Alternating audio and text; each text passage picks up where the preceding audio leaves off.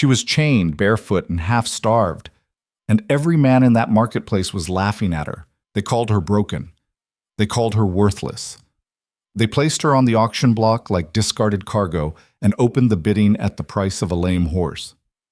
She was an omega, a healer, the last survivor of a destroyed pack. And in a world where strength was the only currency that mattered, compassion was considered the most dangerous weakness of all. But then the crowd went silent, because he walked in. And nothing. Not the wolves, not the chains, not the cruelty of that frontier world would ever be the same again. Welcome back. If you're new here, I'm so glad you found this story. Stay with me until the very end, because this one will break your heart before it heals it. Hit that like button, drop the name of your city in the comments, and let's begin. The wind came down from the northern peaks like a punishment. It tore through the Harrow market with no mercy, scattering straw and cinders, whipping canvas awnings into violent snaps, cutting through the thin wool cloaks of traders and buyers who hunched their shoulders and pretended the cold didn't bother them.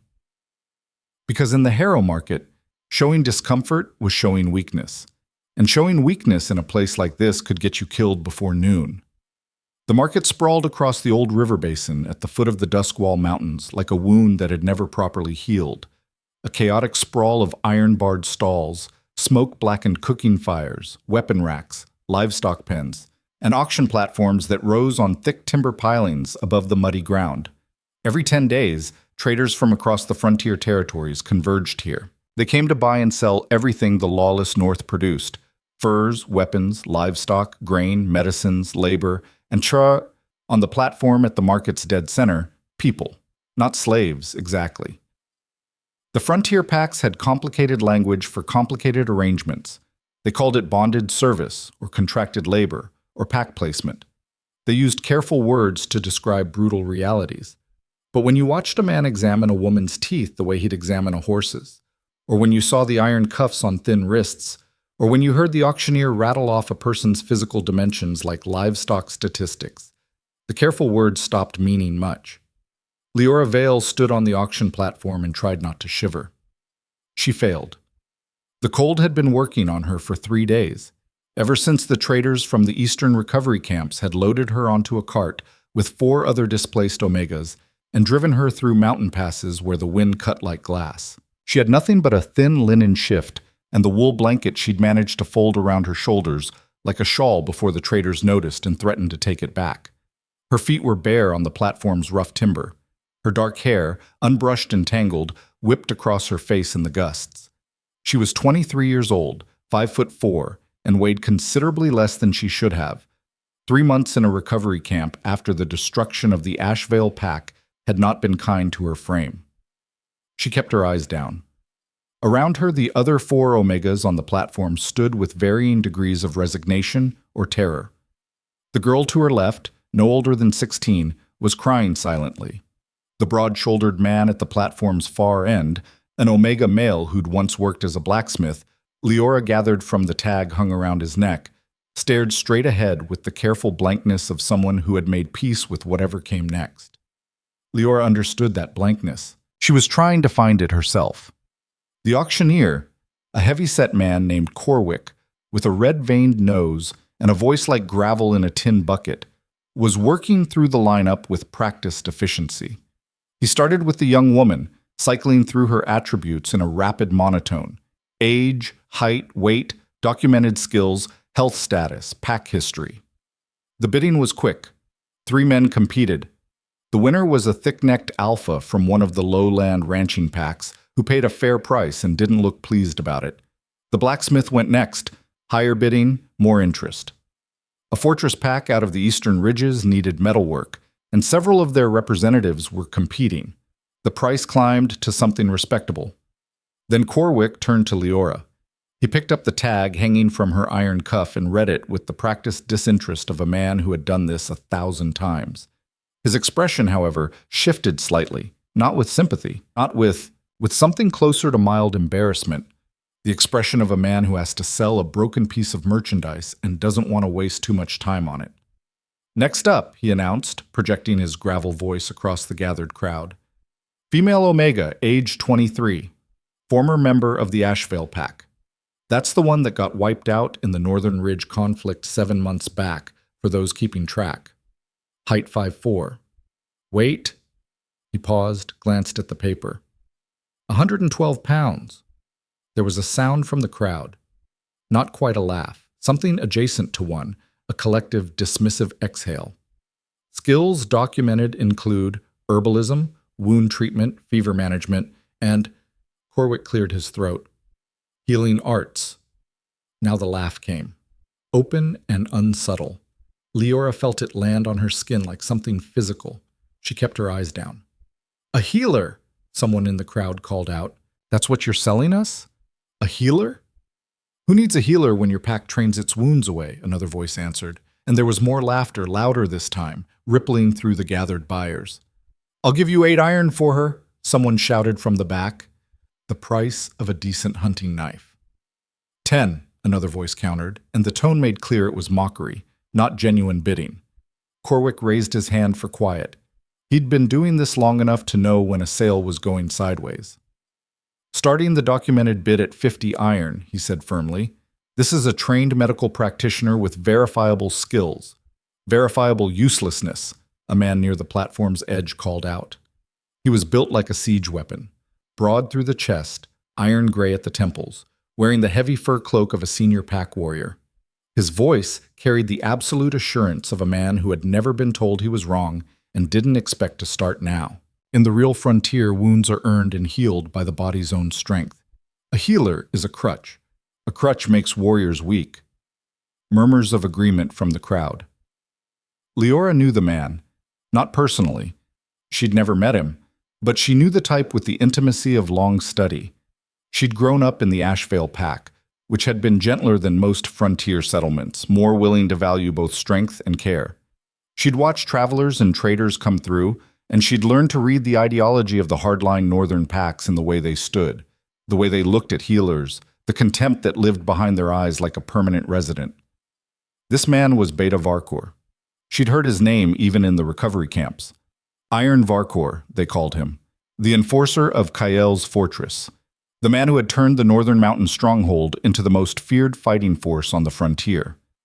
50 iron, Corwick repeated, with less confidence than before. "I'll take her for 30, Varkor said, and his tone made clear this wasn't a bid so much as a disposal. A mercy purchase. Getting the useless thing off the platform so real business could proceed. "She can scrub stone. Even a weakling can scrub stone." The crowd laughed again. Something moved in Leora's chest. Not quite anger, because anger required energy she didn't currently have. More like a cold, hard acknowledgement. This was what her life had been reduced to. Standing barefoot on a timber platform in the freezing wind, while men with the approximate emotional complexity of boulders debated whether she was worth the price of a kitchen implement. She had trained for 6 years under the best healer the Ashevale Pack had ever produced. She had brought a man back from the edge of septic fever when 3 other practitioners had given up on him. She had set bones, sutured wounds, managed childbirth complications, treated the kind of complex mountain injuries that broke most field medics. She had a knowledge of frontier medicinal plants that took most practitioners a decade to accumulate, and she was going to be sold to Scrubstone for less than the cost of a skinning knife. 30, Varkor repeated, with the air of someone who would not be saying it a third time. "Final offer. Take it, or I walk and you deal with her yourself." Corwick was opening his mouth. He never got the words out, because the crowd went quiet. Not gradually. All at once. That particular specific silence that falls when something or someone of absolute authority enters a space and every creature in it registers it on an instinctive level, the way prey animals register a predator even before they consciously see it. Leora felt it. Even with her eyes down, she felt it, a shift in the atmosphere, a change in the quality of attention around her, as if the market itself had taken a breath and was holding it. She looked up. He was not what she'd expected. She had heard of Alpha King Draven Kael, the way everyone on the frontier had heard of him, in stories that had the quality of weather reports. Unavoidable. Factual. Something to be reckoned with. He had consolidated the northern territories through a combination of military genius and brutal efficiency that most frontier packs found inspiring and the rest found terrifying, depending on which side of his expansion they'd been on.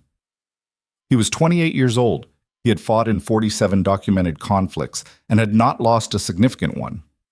His fortress at Kylehold sat at the highest navigable point of the Duskwall Range, and from it he administered territory that stretched from the pine forests of the upper north to the boulder fields of the eastern ridge. She had expected someone larger, someone louder, the kind of alpha who filled space with his presence the way Varkor did, with brute physical assertion, with deliberate intimidation, with the constant subtle performance of dominance. Draven Kyle was not that. He was tall, several inches over 6 feet, and built in the way of someone who had trained for function rather than intimidation, lean muscle over a long frame, the kind of body that moved efficiently rather than imposingly. He wore frontier traveling clothes, dark leather, heavy wool, a cloak that had seen real weather. No ornamentation except the iron ring on his right hand that bore the pressed seal of the Kael line. His face was angular, weathered, with the kind of controlled stillness that came from years of practice. Not the absence of expression, but the deliberate, precise management of it. His eyes, Leora noted, were the gray of winter stone. They moved across the market with the methodical efficiency of a man cataloging information. Across the stalls, across the crowd, across the auction platform, and then to her. They stopped. Not for long, 3, maybe 4 seconds. Long enough for something to pass through them that Leora couldn't name, not interest exactly, or not only that. Something more like recognition. As if he'd been looking for something specific and had found it in an unexpected place. Then the gray eyes moved on. The crowd parted for him without his asking. He walked to the platform base with Varkor moving immediately to intercept him, and Leora watched something flicker across Varkor's face that she hadn't expected to see there. Not quite deference, but close. "My lord," Varkor said, low and formal, "there's no need to concern yourself here. I heard," Draven said. His voice was quieter than she'd expected, controlled in the same way his face was controlled. 30 iron. She's not worth more. A healer. What's the documentation on her training? He wasn't asking Varkor. He was asking Corwick, who had gone the particular pale of a man who very much wanted to be doing business elsewhere. 6 years under Master Healer Thresh of the Ashvale Pack, my lord. Documented proficiency in frontier trauma care, herbalism, fever treatment, obstetric support. Ashvale Pack, Draven repeated. Not a question. A notation. Yes, sir. Destroyed in the Northern Ridge campaign. 7 months. I know when Ashvale fell. Something shifted in his voice on those words. Not quite emotion, more like the acknowledgement of a fact he didn't enjoy. The price. Starting at 50 iron, my lord. Beta Varkor has offered 30. I'll pay 400. The silence that followed was so complete that Leora could hear the wind singing through the market's timber frame. 400 iron. In frontier currency, that was the price of a well-trained warrior or a prime breeding stallion. It was more than 10 times what Varkor had offered. It was more than twice what any purchase at the Harrow market had commanded in recent memory. For a healer. For a 112-pound Omega with tangled hair and bare feet and a track record of surviving exactly one catastrophic pack destruction. My lord, Varkor began. 400, Draven said, and the word final didn't need to be spoken. It was simply present in the air between them. He didn't look at Varkor when he said it. He looked at Leora. And Leora, who had spent the last several minutes keeping her eyes carefully down, met his gaze directly. Because whatever was happening, she needed to understand it. She needed to see the face of the man who had just purchased her for a fortune she didn't understand and couldn't account for, and she needed to read it. She found nothing she could easily interpret. The gray eyes were steady on hers, and whatever moved behind them was deep enough that she couldn't reach it from where she stood. Then he looked away. Process the transfer, he told Corwick. Have her supplies ready within the hour. We're moving north before the afternoon weather turns. They moved north. Leora rode in the second supply cart, not chained, which surprised her, though one of the king's lieutenants rode close enough to make escape impractical in any case. They'd given her proper clothes, frontier wool, a real cloak, boots that fit approximately. Someone had, without ceremony or explanation, handed her a bundle of dried meat and hard bread as the carts were loaded, and she'd eaten all of it in 8 minutes with the focused efficiency of someone who had learned not to be precious about hunger. No one spoke to her, not unkindly. They simply had nothing to say to her, or at least no direction to say it. The soldiers and supply personnel moved with the efficiency of people who'd done this journey many times and had no particular interest in deviation from routine. Varkor rode at the front of the column, near the king. Leora watched them from the cart. She couldn't hear the conversation, but she could read the body language clearly enough. Varkor was tense, the line of his shoulders, the way he held his reins, the occasional sharp turn of his head when he was making a point he found particularly critical. Draven rode with the settled stillness of someone receiving information he had already anticipated and did not find concerning. She tried to understand what had happened. She was a trained analyst of human response. Healers had to be. You couldn't treat a patient without understanding what they were telling you through posture, expression, the way they described their own pain. She cataloged what she'd observed and looked for the pattern in it. The king had paid 400 iron for her. He had not explained why. He had not looked at her with the possessive assessment that some of the other buyers had turned on the auction platform, the calculating look of someone pricing livestock. He had looked at her with something closer to purpose, like a man who needed a specific tool and had found it. She was a healer. She knew her own value. She was very good at what she did. She had no false modesty about the 6 years of study, the practical experience, the genuine gift for reading a body's distress and responding to it. But the frontier north did not historically place high value on healers. Varker's contempt at the platform had been typical, not exceptional. So what did Draven Kale want with her that was worth 400 iron? The road climbed into the Duskwall Range as the afternoon lengthened, switchbacking up forested slopes and then breaking above the tree line into a landscape of cold gray stone and distant snow peaks. The sky was the washed-out pale blue of late-season frontier weather, thin clouds racing south ahead of a coming storm. Kalehold materialized out of the landscape gradually, the way significant things often do. First as a suggestion of straight lines against the organic randomness of rock, then as walls, then as towers, then finally as the full reality of what it was, a fortress that had been built by someone who understood both defense and endurance. It wasn't beautiful. It was not meant to be. The walls were Duskwall granite, rough cut and thick as 3 men standing shoulder to shoulder, rising from the natural ridgeline, as if the mountain itself had decided to build something intentional. The towers were square and functional. The gate was iron-banded oak that could probably stop a battering ram for several hours before yielding. But there was size to it, permanence, the kind of structure that communicated, simply by existing, that the people inside it intended to remain. The column passed through the outer gate and into the fortress yard, and Leora looked around at a place she would be learning to navigate. Warriors. Everywhere she looked, warriors. Training in pairs and groups in the broad courtyard. Grappling, striking, weapons work, conditioning drills that had the choreographed brutality of people who treated pain as a productivity metric. Some of them were visibly injured, wrapped limbs, healing cuts, the particular careful movement of people working through damage, and training through it anyway. She watched a young man, maybe 17, perform a sprint drill on an ankle that was clearly sprained, maybe strained beyond that, and felt the healer's instinct in her sharpen, like a knife being drawn. He'll tear that ligament completely if he keeps running on it, she thought. Another week, and he'll be off that ankle for 3 months instead of 3 days.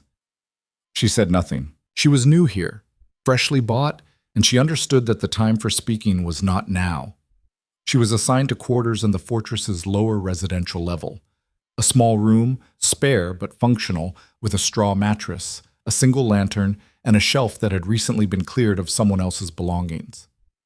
Basic, clean. She'd slept in worse in the recovery camps. A woman appeared in the doorway approximately 20 minutes after Leora had been deposited there. She was perhaps 40, stocky and compact, with the look of someone who managed large logistical operations through sheer force of organized will.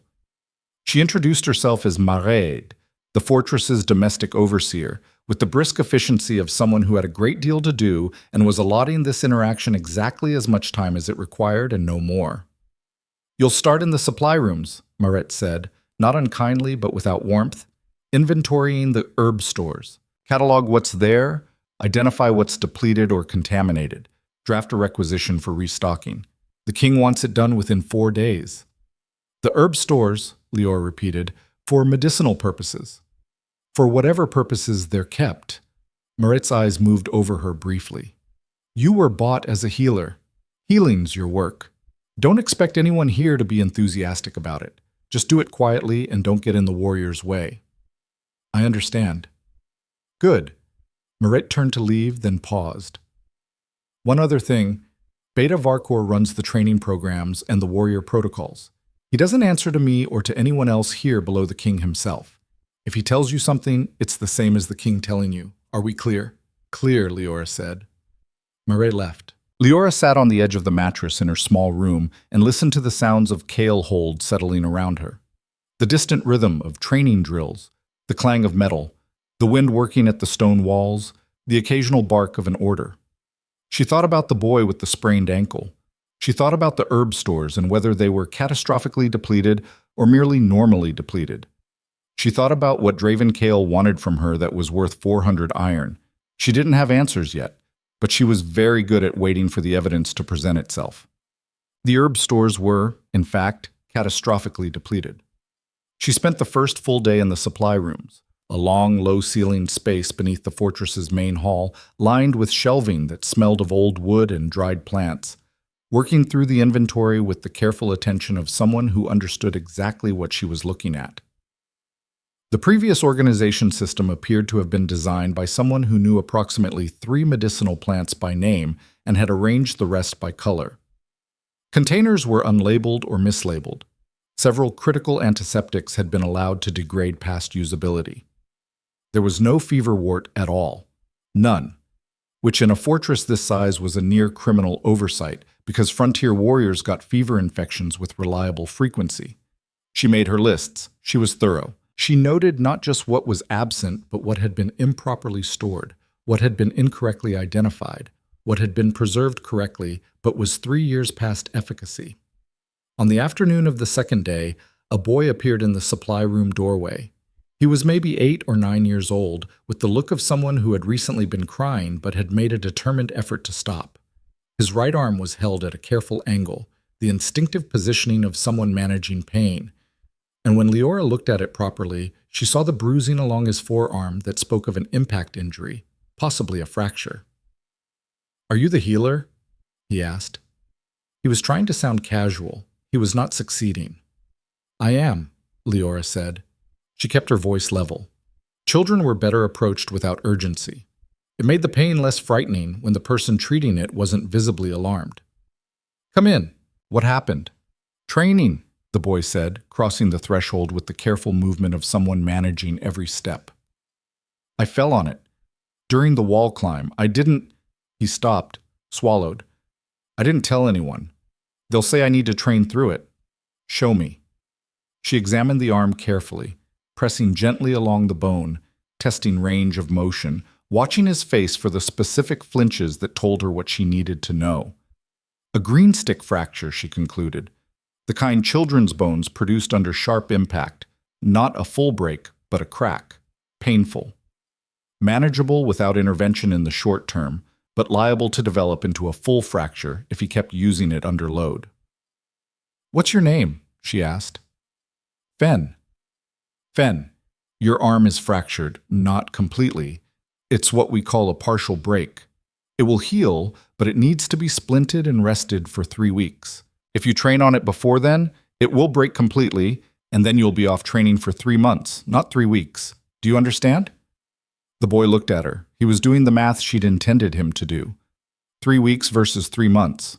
"Will it hurt?" he asked. "The splinting." "A little, less than it hurts now. Are you ready?" She worked quickly and carefully, using materials from her stores, talking to him throughout, in the calm, continuous way she'd learned was most effective with children. Not distracting from the pain exactly, but providing enough ambient information that the mind had something to do besides report on the discomfort. By the time she was tying off the last binding, his breathing had steadied and the hard set of his small jaw had relaxed. She was handing him a willow bark preparation, mild, safe for his age, adequate for the level of pain he was managing, when the doorway darkened. Varkor. He stood at the supply room entrance with the absolute stillness of a man who had arrived at a moment of perfect confirmation, a thing he'd expected and had now found exactly where he'd expected to find it. His expression was not angry, precisely. It was something colder. The expression of a man who is watching an ideology be violated in front of him and is deciding what to do about it. "Step away from the boy," he said. Leora straightened. She met his eyes. "He has a fractured radius. I've splinted it. He needs 3 weeks of—" "I didn't ask for a report." Varkor's voice was flat as iron. "I said, step away." She stepped back. 1 step. The distance she needed to move without looking like a retreat. Varkor looked at the boy. "Fen. Training." The boy didn't move. He was looking at his splinted arm, then at Varkor, with the paralyzed calculation of a child caught between 2 authorities he couldn't fully assess. "The fracture will complete if he trains on it," Leora said. Her voice was still level. 3 weeks of rest now means a full return to training. If he goes back today, he'll be out for 3 months. A warrior trains through pain. A fracture isn't pain, Beta Varkor. A fracture is structural damage. Training on a fracture doesn't build strength. It creates permanent impairment. She held his gaze. "I'm not arguing for comfort. I'm arguing for function. 3 weeks of rest returns a fully capable trainee to you. Pushing through returns a permanently compromised one." The silence was complete. She had just contradicted Beta Varkor in his own fortress, 2 days after arriving as a purchased Omega, in front of a child she had treated without authorization. By every social convention of this place, this was approximately 23 separate violations. She didn't break his gaze. A voice from the doorway. "Let her assessment stand." Draven Kale stepped into the doorway, or rather, filled it, with that particular quality of attention capture that seemed to accompany him everywhere without him appearing to try for it. He had clearly been passing, or not quite passing. He had heard at least part of this. His gray eyes moved to the boy's arm, to the splint, to Leora, back to Varkor. "The healer's analysis is functionally sound," he said. "A warrior who trains through a fracture and becomes permanently impaired is less useful than a warrior who rests for 3 weeks and returns to full capacity." His voice was the same controlled quiet it had been at the market. "Fen will rest the arm." Something moved through Varkor's face. Not acceptance. Not agreement. The suppressed motion of a man swallowing something he would not release here, now, in front of these witnesses. "As you say, my lord," he said. He left. Fen scrambled out behind him, throwing one backwards look at Leora that was equal parts gratitude and alarm. Draven stood in the doorway for a moment. He looked at the inventory list spread across her work table, at the organized rows she'd been building, the labeled containers, the carefully annotated columns of what was present and what was needed. "You work fast," he said. "The stores were badly disorganized," she said. "It shouldn't have been allowed to get to this state." A silence. Then something moved at the corner of his mouth. Not quite a smile. The acknowledgement of a point, perhaps. "The requisition list," he said. "Have it ready by tomorrow morning." He left. Leora stood in her supply room and listened to the sound of his footsteps receding down the corridor, and then to the silence after them. She looked at the doorway where he'd been standing. She thought about the way he'd said, "Let her assessment stand." Not "she's right" or "I agree with her." A careful phrasing, protection, that didn't admit to being protection. She pulled her inventory list toward her and continued working. The days established their rhythm. She learned Kale hold the way she learned everything, through systematic observation, through the accumulation of detail, through the healer's discipline of attending to what was actually present rather than what she'd expected or hoped to find. What she found was a place that had organized itself around a single, central principle. That strength was the supreme value, and that anything which interfered with the expression of strength was weakness, and weakness was unacceptable. It was a philosophy that had its own internal logic, In the frontier north, where the difference between survival and destruction was often the gap between a pack's capacity for violence and its opponent's capacity for the same, the emphasis on toughness had practical roots, but it had grown beyond its practical roots into something else, something doctrinal, a faith, almost. Varkor was its high priest. She watched him in the training yard from the supply room's upper window, watched the way he moved through the drills, how he responded to injury, how he spoke to the young warriors who came up through Kael'hold's training programs. When a boy took a blow and staggered, Varkor was there before the boy hit the ground, and his response was not concern. It was expectation. Get up, finish the drill. Pain is the lesson, and the lesson is never over. She could see what it produced. The warriors of Kael'hold were objectively extraordinary, disciplined, brutal, coordinated in ways that came from years of shared suffering. They moved like people who had been taught to treat their own bodies as instruments rather than selves, and they had the hardened efficiency that came from that. She could also see the cost of it, the permanently degraded knees, the old fractures that had healed wrong. The young fighter with the repeatedly injured shoulder, who would, Leora estimated, be unable to raise his sword arm above his head by the time he was 35. She treated what she was allowed to treat. She was careful not to push.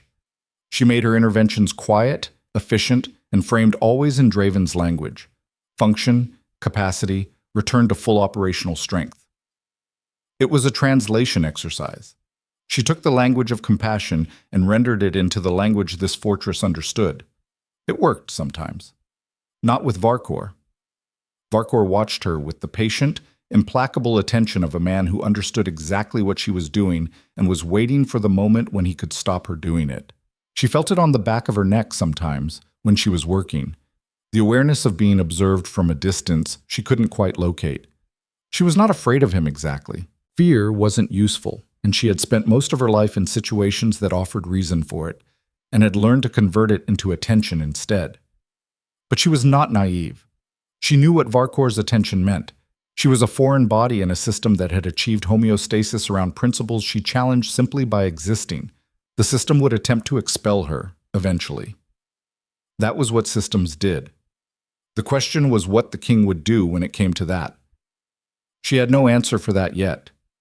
Draven remained exactly what he had been at the market: present, observant, controlled, and entirely opaque to her reading.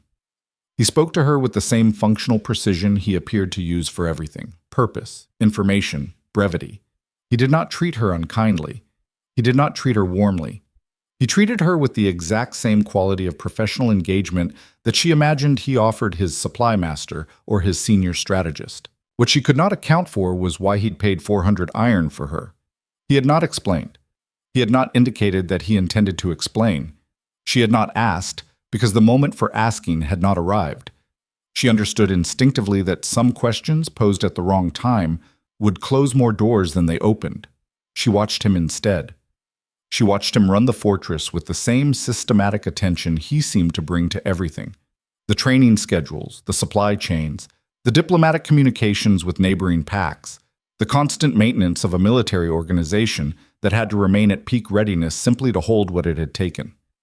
She watched him with Varkor, and she learned the specific texture of that relationship, the absolute loyalty of a man who had helped build something from nothing, and the specific weight that kind of loyalty could carry when it calcified into doctrine. She watched him in the evenings sometimes, from the doorway of the great hall where she was allowed to take her meals, when he sat with his senior advisors and the firelight found the angles of his face and made him look, briefly, like something other than controlled, like someone who was carrying a weight that had no external shape.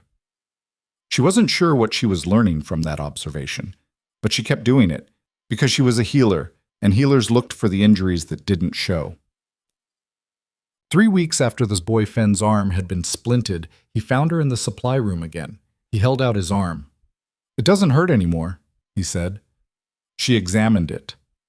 The fracture had healed cleanly. Better than she'd hoped, actually. Clean bone, no deviation, good strength returning. 2 more weeks of reduced load, she said, then full training. He looked at her the way children look at people who have given them something they needed. Direct. Uncomplicated. "The other boys say healers are weak," he said. Varkor says a pack that uses healers becomes soft. What do you think? She asked. He considered this with the seriousness of a child making a real assessment. I think if you hadn't fixed my arm, it would have broken all the way, he said, and then I couldn't train at all. Yes, she said. So it's not about being soft, he said. It's about staying strong. She looked at him, this small, earnest, bright-eyed boy who had just articulated in 2 sentences the entire argument she'd been trying to make to a fortress full of adults since the day she'd arrived. Exactly, she said. He nodded, satisfied, and ran off. She stood in her supply room and felt something shift in her chest. Not happiness exactly, because the fortress was still Varkor's domain, and she could feel his opposition like a pressure in the air, but something lighter than what she'd felt on the auction platform in Harrow Market, something that still functioned like purpose, even in this hard, cold place. Outside, the wind came down from the peaks. Inside, the fortress continued its rhythms, the clang of training, the bark of orders, the boot falls of people moving through stone corridors toward whatever came next. Leora turned back to her stores and kept working. Her 4th week at Kylehold brought the first real crisis. A scouting patrol came back short 3 men, 2 walking wounded, 1 carried on an improvised stretcher by his exhausted companions. They'd encountered resistance in the Eastern Ridge, a disputed territory claim that had turned violent faster than anyone had anticipated. The injuries were real frontier trauma. A deep sword cut to the thigh with muscle involvement, a head wound with concerning symptoms, and the stretcher case. A young warrior named Torvk who'd taken a crossbow bolt and had it removed in the field badly. Mairead appeared in Leora's doorway before the gate had fully closed behind the patrol. Training hall, now! Leora took her kit and ran. The training hall had been cleared, weights and equipment pushed to the walls, the injured men laid on the long tables that normally held meal service. Varkor was already there, standing with the contained explosive energy of a man who was managing a situation he didn't want to be managing. He looked at Leora when she entered and said nothing, which was, she had come to understand, as close to authorization as she was likely to get from him. She went to work. The thigh wound first, bleeding controlled, the cut assessed, cleaned with the proper antiseptics from her now adequately stocked supply. The muscle had been partially severed.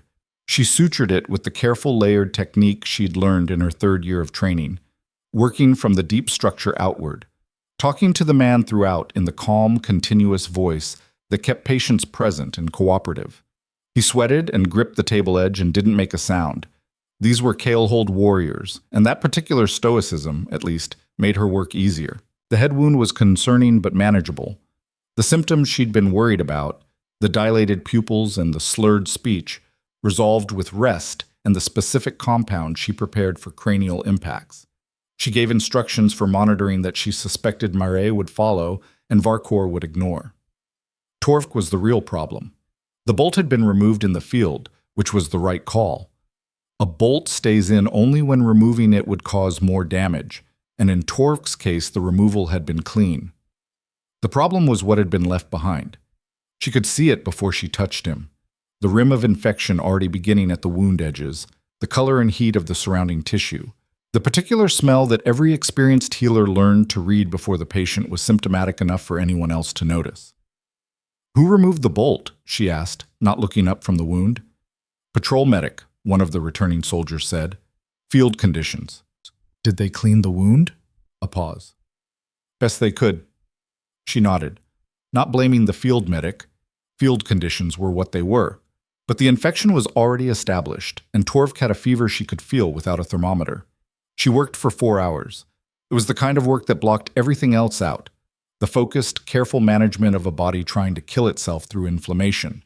The precise administration of the compounds she'd learned under Master Thresh. The constant monitoring and adjustment. She irrigated the wound repeatedly, introduced the antibacterial preparations she'd synthesized over the previous weeks from the restocked herb stores, managed the fever with the willow bark and meadowsweet combination that she'd found most effective for infection-driven hyperthermia. At some point, she became aware that she was not alone in the room. She looked up during a brief pause and found Draven standing against the far wall. He had apparently been there for some time. He was watching her work with the same careful, unreadable attention he seemed to bring to everything, and he was completely still. Not the stillness of a man waiting for something to finish, but the stillness of a man observing something that required attention. Their eyes met briefly. She went back to work. Another hour. Then the fever broke. The specific, distinct shift that experienced healers felt before they measured it, the body's temperature response releasing as the infection retreated. Torv's breathing steadied. The wound edges, when she checked them, showed the first faint signs of the inflammation beginning to resolve rather than advance. She exhaled. "He'll need daily treatment for 10 days, she said. Her voice came out rougher than she intended. She'd been so focused that she hadn't spoken in over an hour. "The infection is retreating but not resolved. If the fever returns, find me immediately." She became aware of the silence in the room. She looked up. Varkor was watching her with something she hadn't seen in his face before.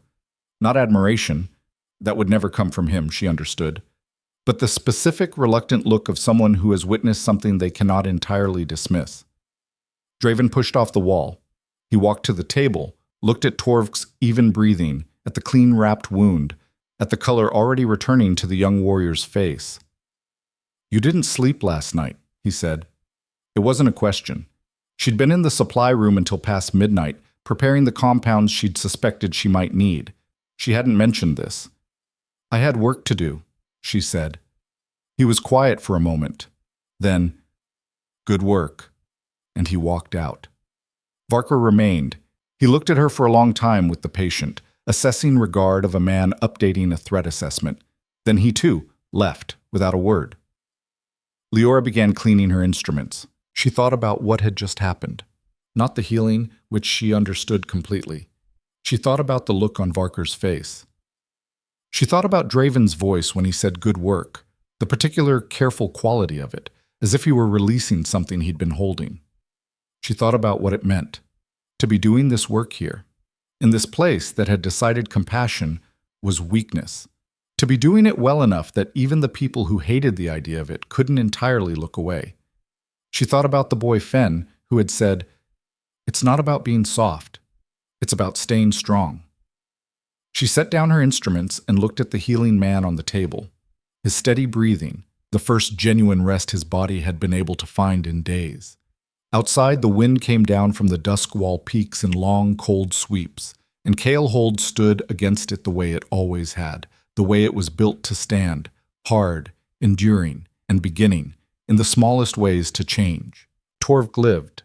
That was the fact that moved through Kael'hold in the days following the patrol's return, not loudly, not with the kind of celebration that greeted a battlefield victory, but in the quiet, specific way that significant things moved through a community that had trained itself not to speak its feelings aloud. Warriors who passed Torv in the corridor nodded at him with a fractionally different quality than before. The men who'd carried him back on the stretcher, who'd watched the field medic's rough extraction and spent 3 days convinced they were escorting a corpse home, found reasons to walk past the training hall where he was doing his recovery exercises with the careful, obedient compliance of a man who had been genuinely frightened. He stopped by Leora's supply room on the 5th day of his recovery, carrying himself with the careful economy of someone learning to inhabit a body that had recently tried to quit on him. "They said you worked 4 hours, he said from the doorway. "Closer to 5, Leora said, without looking up from the compound she was grinding. "The men are saying—" He stopped, reconsidered. "Some of the men are saying things." "What kind of things?" "That you knew what you were doing." He said it the way someone reports a surprising development. Not quite disbelief, but the careful tone of a person updating a position they'd held for a long time. "Varkor says it's weakness, that a warrior who needs a healer is already half broken." She set down her pestle, looked at him directly. "And what do you think?" Torv was quiet for a moment. He was maybe 22, broad through the jaw, with the kind of face that had been arranged by years of hard training into something serious and considered. "I think I'm alive," he said, "and I think that's better than the alternative." "Yes," she said. "It generally is." He left. She went back to her grinding. The exchange was small, But small things in a closed community accumulate the way water accumulates in stone, not quickly and not dramatically, but with the patient, inevitable pressure of something that doesn't stop. She felt the accumulation. She also felt its counterpressure, Varkor's presence, constant and watchful, moving through the fortress like weather you couldn't quite see, but felt in the air before it arrived. He had not spoken to her directly since the training hall incident with Fen. He had not needed to. His presence in any room she occupied was sufficient communication. The way he positioned himself in her peripheral vision, the way his eyes tracked her across the great hall at meals, the way he spoke to the senior warriors about training philosophy, in rooms adjacent to where she was working, just loud enough for her to hear. A pact that allows mercy to enter it, he said once. To a group of senior trainees she could hear through the supply room's connecting wall, has already begun to die. Compassion is a disease. It spreads. And once it spreads, it cannot be cut out without killing the host. She kept grinding her compound and did not react. This was a test, she understood. Not a conscious, deliberate test. Varkor was not, she suspected, someone who operated through subtlety. It was the natural test of a system confronting something foreign. How much will you tolerate? How long will you last? How much of yourself will you compromise before you either conform or break? She had no intention of conforming. She had no intention of breaking either. She had been trained by Master Thresh, who had practiced healing in 3 frontier territories across 40 years, and who had given her, among many other things, this piece of advice. You will spend your career working in places that don't want you. Work anyway. The places that need you most are always the places that don't know it yet. She worked anyway. Though the cold deepened as the season turned, the Duskwall Range in winter was a particular environment, not merely cold in the way that the lower territories were cold, but cold in a way that felt architectural, like the mountains had built low temperatures into their structure the way builders incorporated load-bearing walls. The wind off the peaks carried ice crystals that found every gap in insulation, and the fortress responded by pulling inward. Less time in the training yards, more work in the interior halls, the great fires in the common rooms burning continuously. Leora found that winter at Kalehold revealed things that the busier seasons had obscured. The fortress had approximately 200 permanent residents, warriors, trainees, domestic staff, supply personnel, and the administrative class that kept a military organization of this scale functional. It was a community, in the way that any group of people sharing space and purpose becomes a community, and like all communities, it had its internal texture. The alliances, the resentments, the private languages, the underground economies of favor and information. She learned it the way she'd learned the herb stores, systematically, through observation and the slow accumulation of detail. She learned that Mare, the domestic overseer, had more practical authority than her official title suggested, and that she exercised it with the quiet efficiency of someone who had been keeping this place functional for years without receiving credit for it. She learned that there were 3 distinct factions among the senior warriors. Those fully devoted to Varkor's doctrine, those who privately doubted but had never found a way to say so, and a small, careful middle group who were primarily devoted to Draven and would follow whatever direction he set without strong philosophical commitment to either extreme.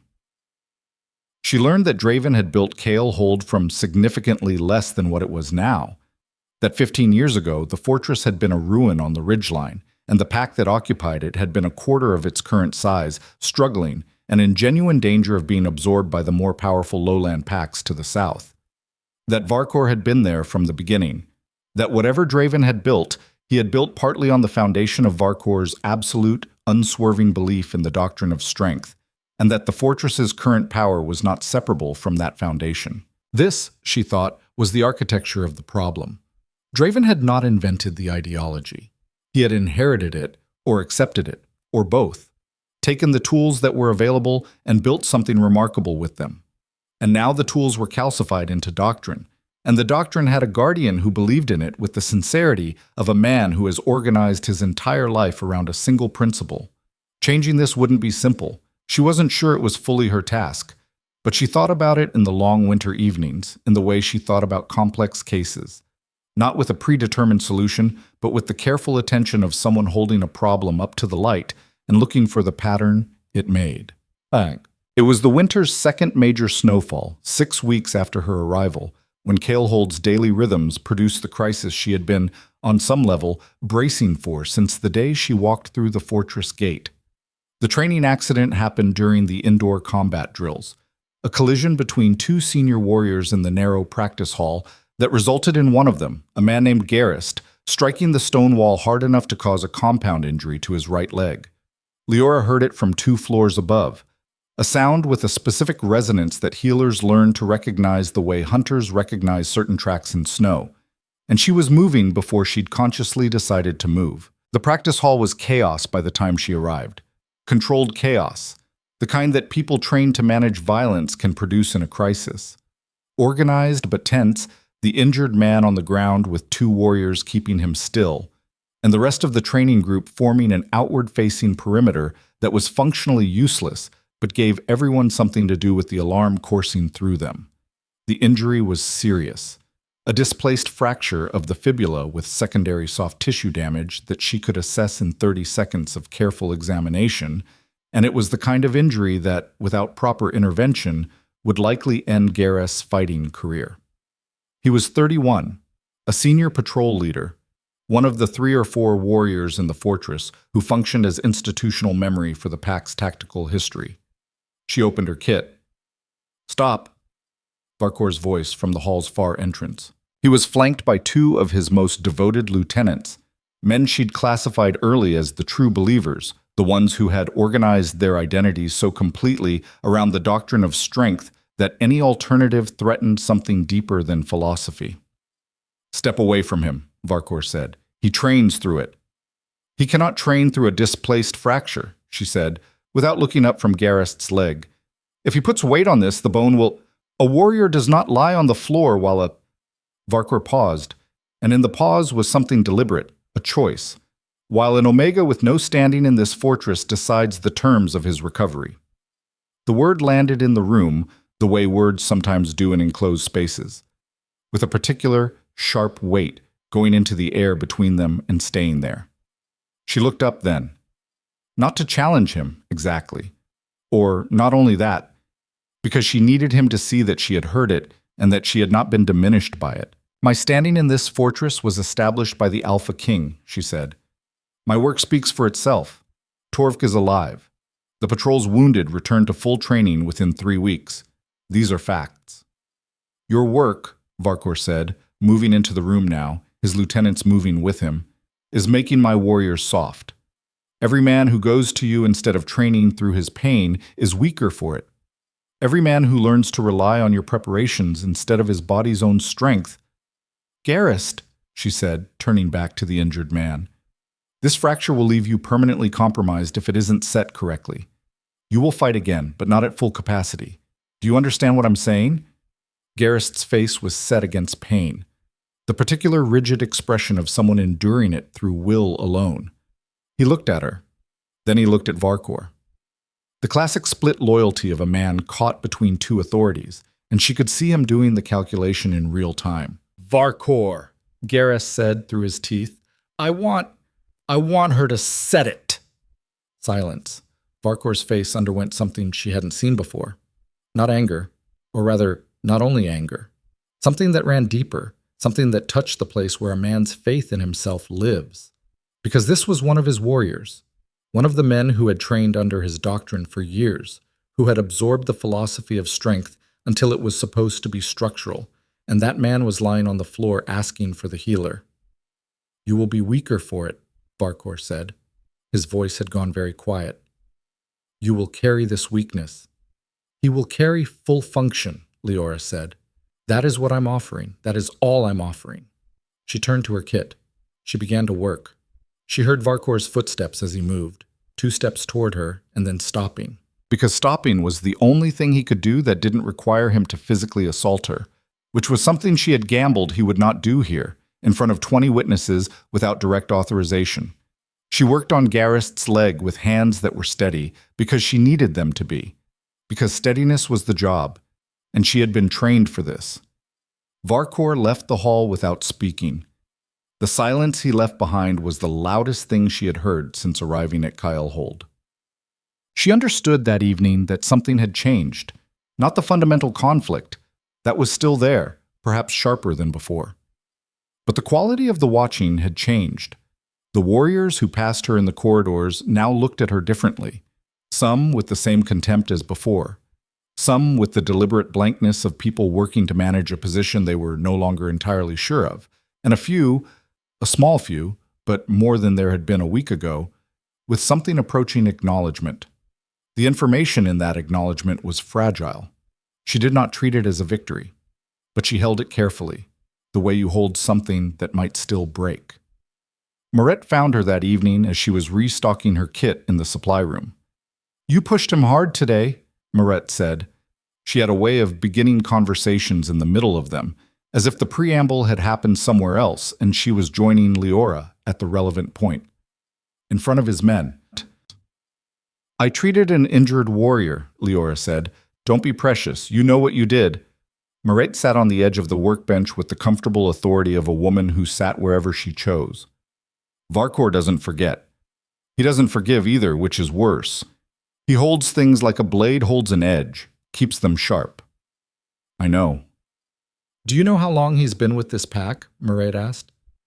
17 years. He was here when the fortress was rubble, and the king was 14 years old, and this pack had 32 members, and was one bad winter away from dissolving entirely. Whatever Kalehold is, Varkor helped build it. "I know that too." "Then you understand," Moret said, and her voice was not unkind, "that what you're doing isn't just arguing with a man. You're arguing with 17 years of his life's work." Leora set down the instrument she was wrapping. She looked at Marais. "I'm not arguing with his life's work. I'm arguing with one specific part of it that's going to cost this pack good fighters who could have stayed healthy." "He doesn't see a difference." "No," she said. "I know he doesn't." They were quiet for a moment. The fire in the room's small hearth worked at the cold, not winning. "Why did the king buy you?" Moret asked. Not accusatory. Genuinely curious in the way that a woman who has managed information for 17 years is genuinely curious about things she doesn't already know. Leora said, "I don't know." "He doesn't make unexplained purchases," Moret said. "Draven Kale does nothing without a reason. Not a single thing in 17 years. "Then perhaps the reason will become clear eventually." Moret considered this. Then she slid off the workbench and smoothed her skirts with the brisk efficiency of a woman returning to a long list of tasks. "Keep your door locked at night," she said, and left. Leora stood in the supply room with that last sentence in the air around her and understood it for what it was. Not quite a warning. An update to the current threat assessment. She locked the door. Winter deepened further. The passes became impassable. Kalehold, already isolated by geography, became an island, cut off from the lower territories by snow that averaged 5 feet in the mountain corridors and could drift to 10 in the exposed sections. The supply chains that Leora had been carefully cataloging and restocking went into their winter configuration, and the fortress settled into the specific pressurized rhythm of a large community confined together in a small space with no outside release valve. Confined spaces revealed things. She had learned this during her training, that community tensions which were manageable in open conditions became acute when the community could not disperse, when the same faces appeared at every meal and in every corridor, when disagreements had nowhere to go except inward. The tension between the two schools of thought that Leora had come to think of as the fortress's central division, Varkor's doctrine of absolute strength versus the growing, quiet, unnamed countercurrent that her presence was crystallizing, had no dispersal mechanism. The winter held it in, the way a closed jar holds pressure. She managed it through work. There was always more work. The winter brought its own injury patterns, frostbite and cold-related illness added to the chronic training damage, and she approached each case with the same systematic care, regardless of whether the warrior being treated believed in what she was doing. Her skill was not conditional on their appreciation of it. The boy Fen, fully healed now and back in training, had become something she hadn't quite anticipated, a small, unofficial ambassador for the idea that healing and strength could coexist. He was too young to be taken seriously as an ideological force, which was, she thought, precisely why he was effective. No one felt threatened by a 9-year-old expressing opinions about medicine, but the opinions landed in conversations and stuck there the way seeds stick to traveling fur. She saw Draven more frequently as the winter progressed. The confined space that brought everyone into closer proximity brought them into closer proximity as well, and she found herself having conversations with him that were longer and more substantive than the brief functional exchanges of the fortress's open season. They developed a specific kind of interaction, not warm exactly. He maintained his characteristic careful distance in the way that some people maintain a guard, not because they distrust you specifically, but because they have learned to trust the guard as a matter of survival. But present, real, in the way that the exchanges were actually going somewhere, rather than running along the preset tracks of official transaction. He was interested in her knowledge. That was the clearest thing she could identify. The quality of his attention when she discussed medical matters was the quality of someone who had been waiting a long time for accurate information. He asked questions that were specific and well-structured, which told her he thought carefully before speaking. He retained everything she said, which she discovered when he referenced something from a conversation 3 weeks earlier with exact accuracy. One evening in the common room, the fire doing its best against the cold that pressed through the stone walls, she was reviewing a case, a respiratory illness moving through the lower barracks, the kind that spread through close quarters in winter. And he appeared at the edge of her workspace with a cup of something hot and set it beside her notes without comment. She looked at the cup, looked at him. "You're not sleeping," he said. "The respiratory outbreak needs monitoring. You were up past midnight." He sat down across from her, not asking permission. It was his fortress. And besides, she thought he would have sat whether she'd objected or not, because he had decided to have this conversation, and Draven Kyle, she had come to understand, followed his decisions through. "Maret tells me the infection is spreading. Slowly. I've isolated the worst cases and started the whole lower barracks on the preventive compound. It will peak in 4 or 5 days and then recede." She wrapped both hands around the cup. The heat was welcome. "Thank you for this." He nodded once, as if thanks were a logistical exchange that had been correctly completed. "Varkor is isolating the warriors from your preventive treatment," he said. She'd known. "His division?" "The senior fighters and the third-year trainees. Anyone under his direct authority. He'll see illness in his ranks before the week is out," she said.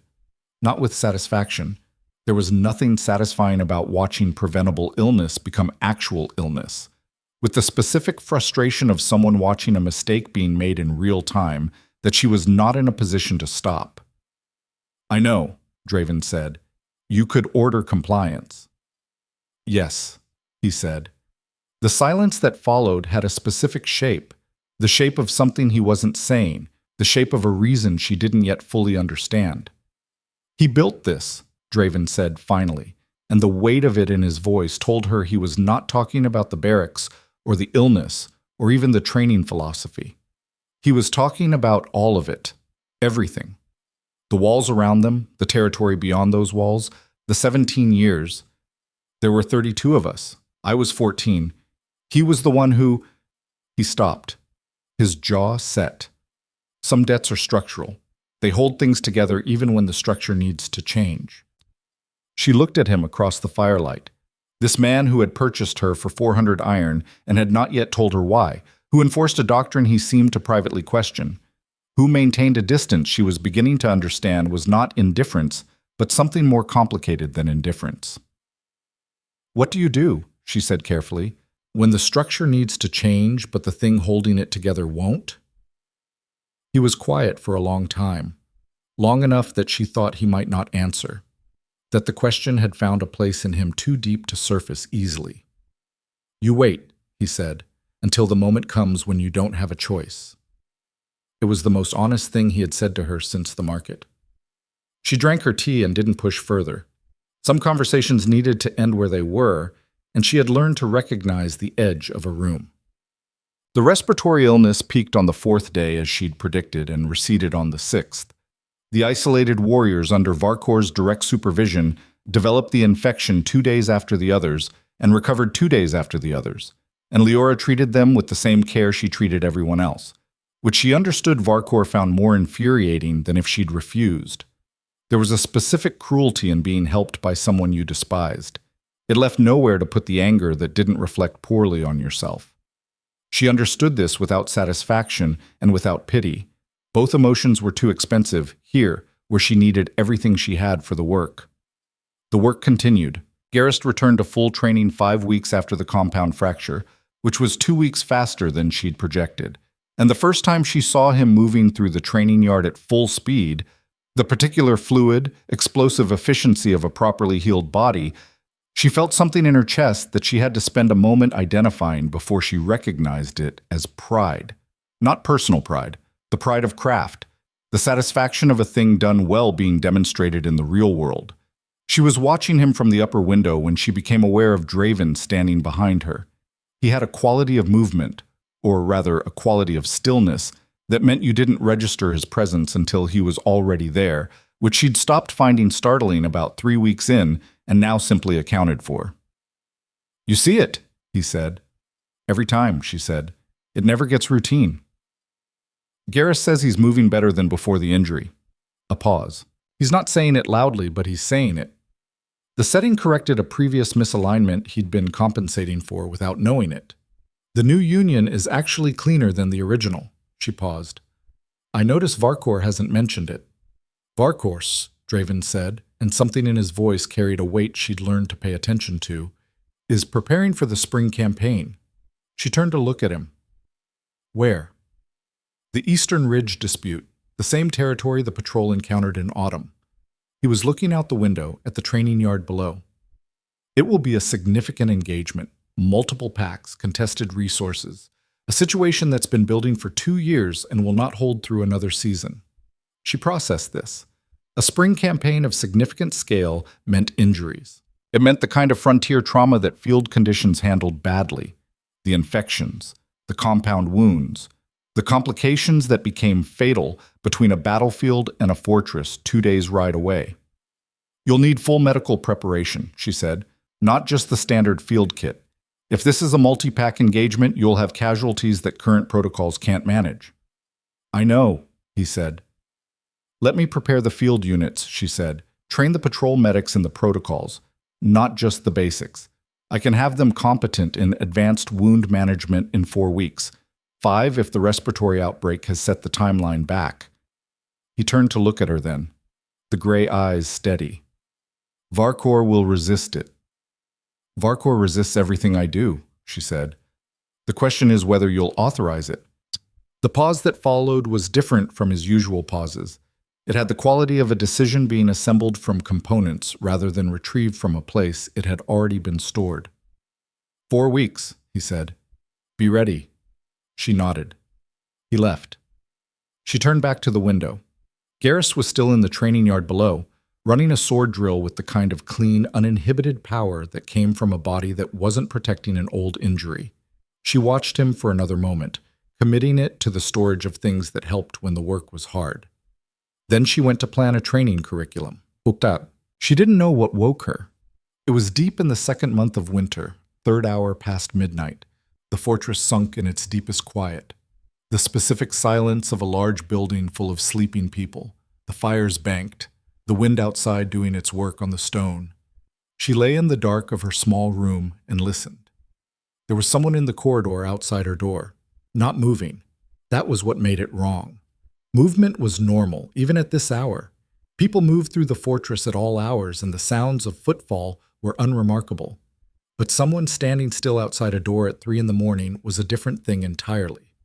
She had locked the door, as Marit had advised. That habit had become automatic in the weeks since. She'd never examined it consciously, just incorporated it into the final routine before sleep. The lock was simple iron. It would slow someone down, not stop them. She rose from the bed silently, moving in the darkness she'd memorized sufficiently to navigate, and picked up the heavy iron mortar from her workbench. Not a weapon exactly, but substantial enough to be one. She stood beside the door, not in front of it, and listened. The presence in the corridor was still there. She could feel it the way you feel a change in air pressure. Not with any single sense, but with the aggregate of all of them. The accumulated animal awareness that training can refine but not invent. "I know you're there," she said, keeping her voice low. Silence. Then footsteps, moving away, deliberate and unhurried. The footsteps of someone who wasn't running because they didn't need to run, because they had accomplished what they came to accomplish, which was not entry, which was establishment. The knowledge, now shared between predator and prey, that one was aware of the other. She stood with her back against the wall and the iron mortar in her hands until the fortress sounds returned to their normal texture, and then for another hour after that. When the morning came gray and cold through her small window, she looked at the door's iron handle and then at the floor outside, visible under the door's small gap. A single black feather had been placed against the threshold. She recognized it. A raven's primary feather, stripped to the quill, a frontier marker used in the mountain territories to indicate a specific kind of message.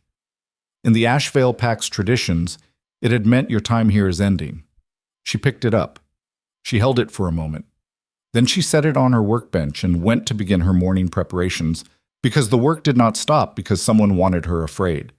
But her hands, for the first time since arriving at Kalehold, were not entirely steady. She made them steady by the time she opened her door, because steadiness was the job, and the job was not finished. Outside, the winter pressed against the fortress walls, and somewhere in the corridors she had been learning to navigate, something had moved from cold opposition to something with an edge to it, something that would not be managed by competence alone or protected by the king's functional approval. She had felt this shape before, in the recovery camps after Ashvale fell, in the dark weeks when the grief was fresh enough to cut, the shape of something coming that you could see clearly enough to know it was serious, but not yet clearly enough to know exactly where it would land. She walked to her supply room and began her day. The raven feather sat on her workbench for 3 days before she moved it, not because she forgot it was there. She was not the kind of person who forgot things. She left it because removing it felt like conceding something, acknowledging that the gesture had landed with sufficient force to require a response. And she had made a deliberate decision, in the long, cold hours after finding it, that she was not going to let Varkor's intimidation campaign dictate the rhythm of her days. But she watched. She watched more carefully than before, with the specific quality of attention that the Ashvale Pack's destruction had permanently installed in her. The awareness of exits, of shifting social temperatures, of the particular way a community's body language changes when something is being organized beneath the surface. She had missed the signs before Ashvale fell. She had been young and absorbed in her training, and she had not understood until too late that the raid was coming. She had promised herself in the recovery camps that she would never again mistake the absence of visible threat for the absence of threat entirely. She was not making that mistake here. What she saw in those carefully watched days was a fortress sorting itself. Not dramatically, not with declarations or confrontations. Quietly, in the way that communities shift allegiance when they're not entirely sure the shift is safe yet. Warriors who had previously passed her without acknowledgement now offered a nod. Men she had treated had begun, in small ways, to create a physical buffer around her in the common spaces. Not deliberately organized, she thought, but instinctive. The way a community unconsciously closes around something it has decided to protect.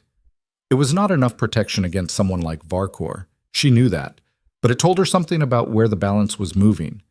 And then the spring campaign arrived, and everything else became secondary. The first thaw came in the 3rd week of the 2nd month, not the gradual warming she'd experienced in the lower territories, but the abrupt, violent kind that the Duskwall Range produced, a shift in wind direction that turned the temperature 15 degrees in a day and a half and sent snowmelt cascading down the ridgelines in torrents that carved new channels in the stone. The passes cleared faster than expected. The Eastern Ridge dispute, which had been waiting through winter with the patient menace of a wound not yet infected, reasserted itself. The intelligence came in 3 pieces over 4 days. A neighboring pack had claimed permanent resource rights to the ridge's mineral deposits. A coalition of 2 smaller packs had formed in opposition, and both sides had sent requests to Kalehold for either support or neutrality. Draven's answer to both was neither. The Eastern Ridge sat inside what he considered Kalehold's sphere of influence, and a contested resource war on his border was not something he could allow to resolve on someone else's terms. The War Council met in the Great Hall. Leora was not invited.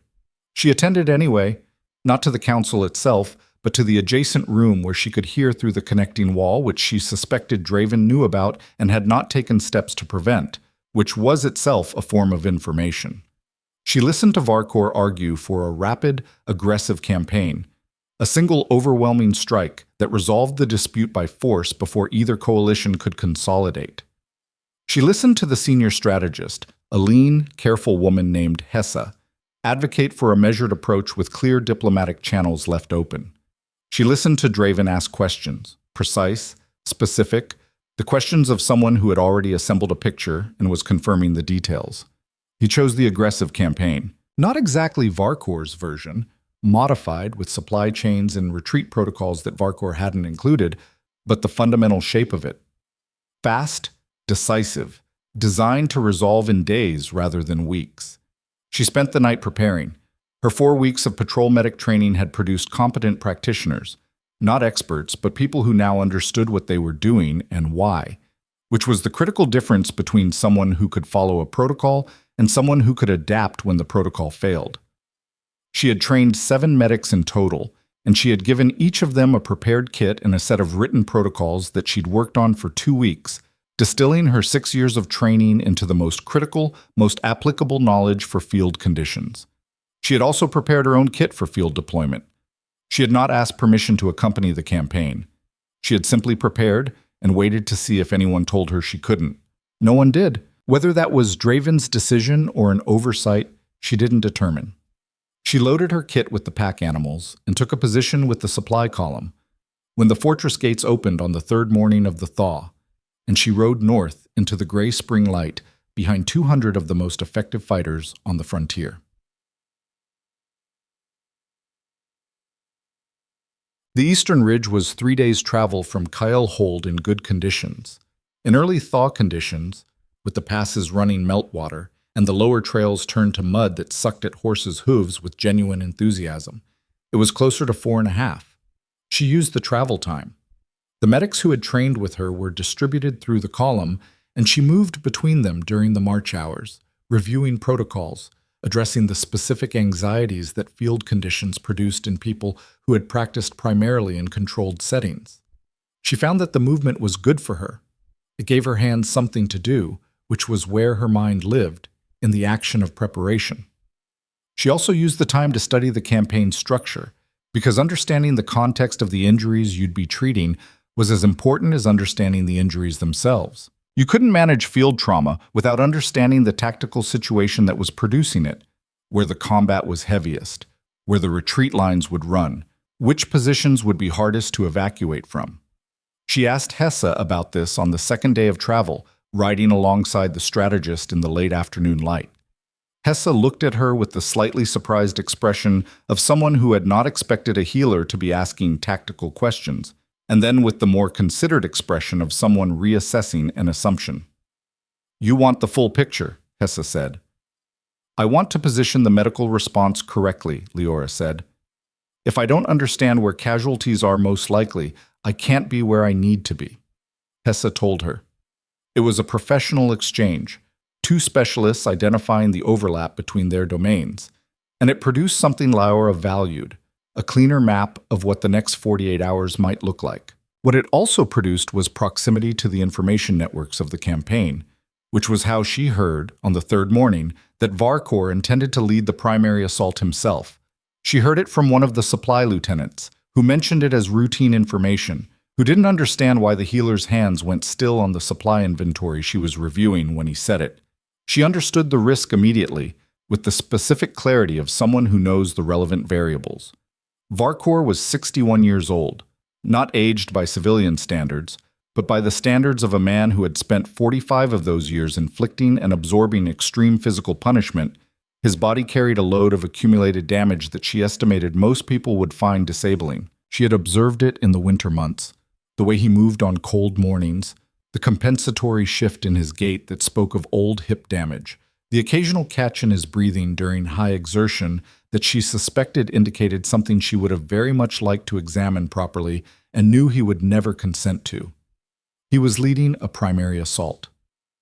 In an early thaw mountain environment, against opposition that had produced the kind of organized, targeted resistance that had nearly killed Torvik. She filed this under significant risk and kept moving. The Eastern Ridge engagement began on the fourth morning.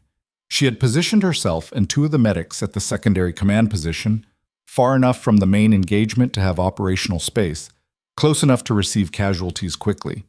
She had established triage protocols, organized her supplies into the priority access system she'd designed for exactly this kind of field deployment, and briefed both medics on what they were about to see so that the visual shock of real battlefield wounds didn't freeze them when speed was critical. The first casualties came within an hour. She worked. It was different from the fortress. Louder, colder. The patients arriving in conditions that the controlled environment of the training hall hadn't fully prepared her for despite her best attempts.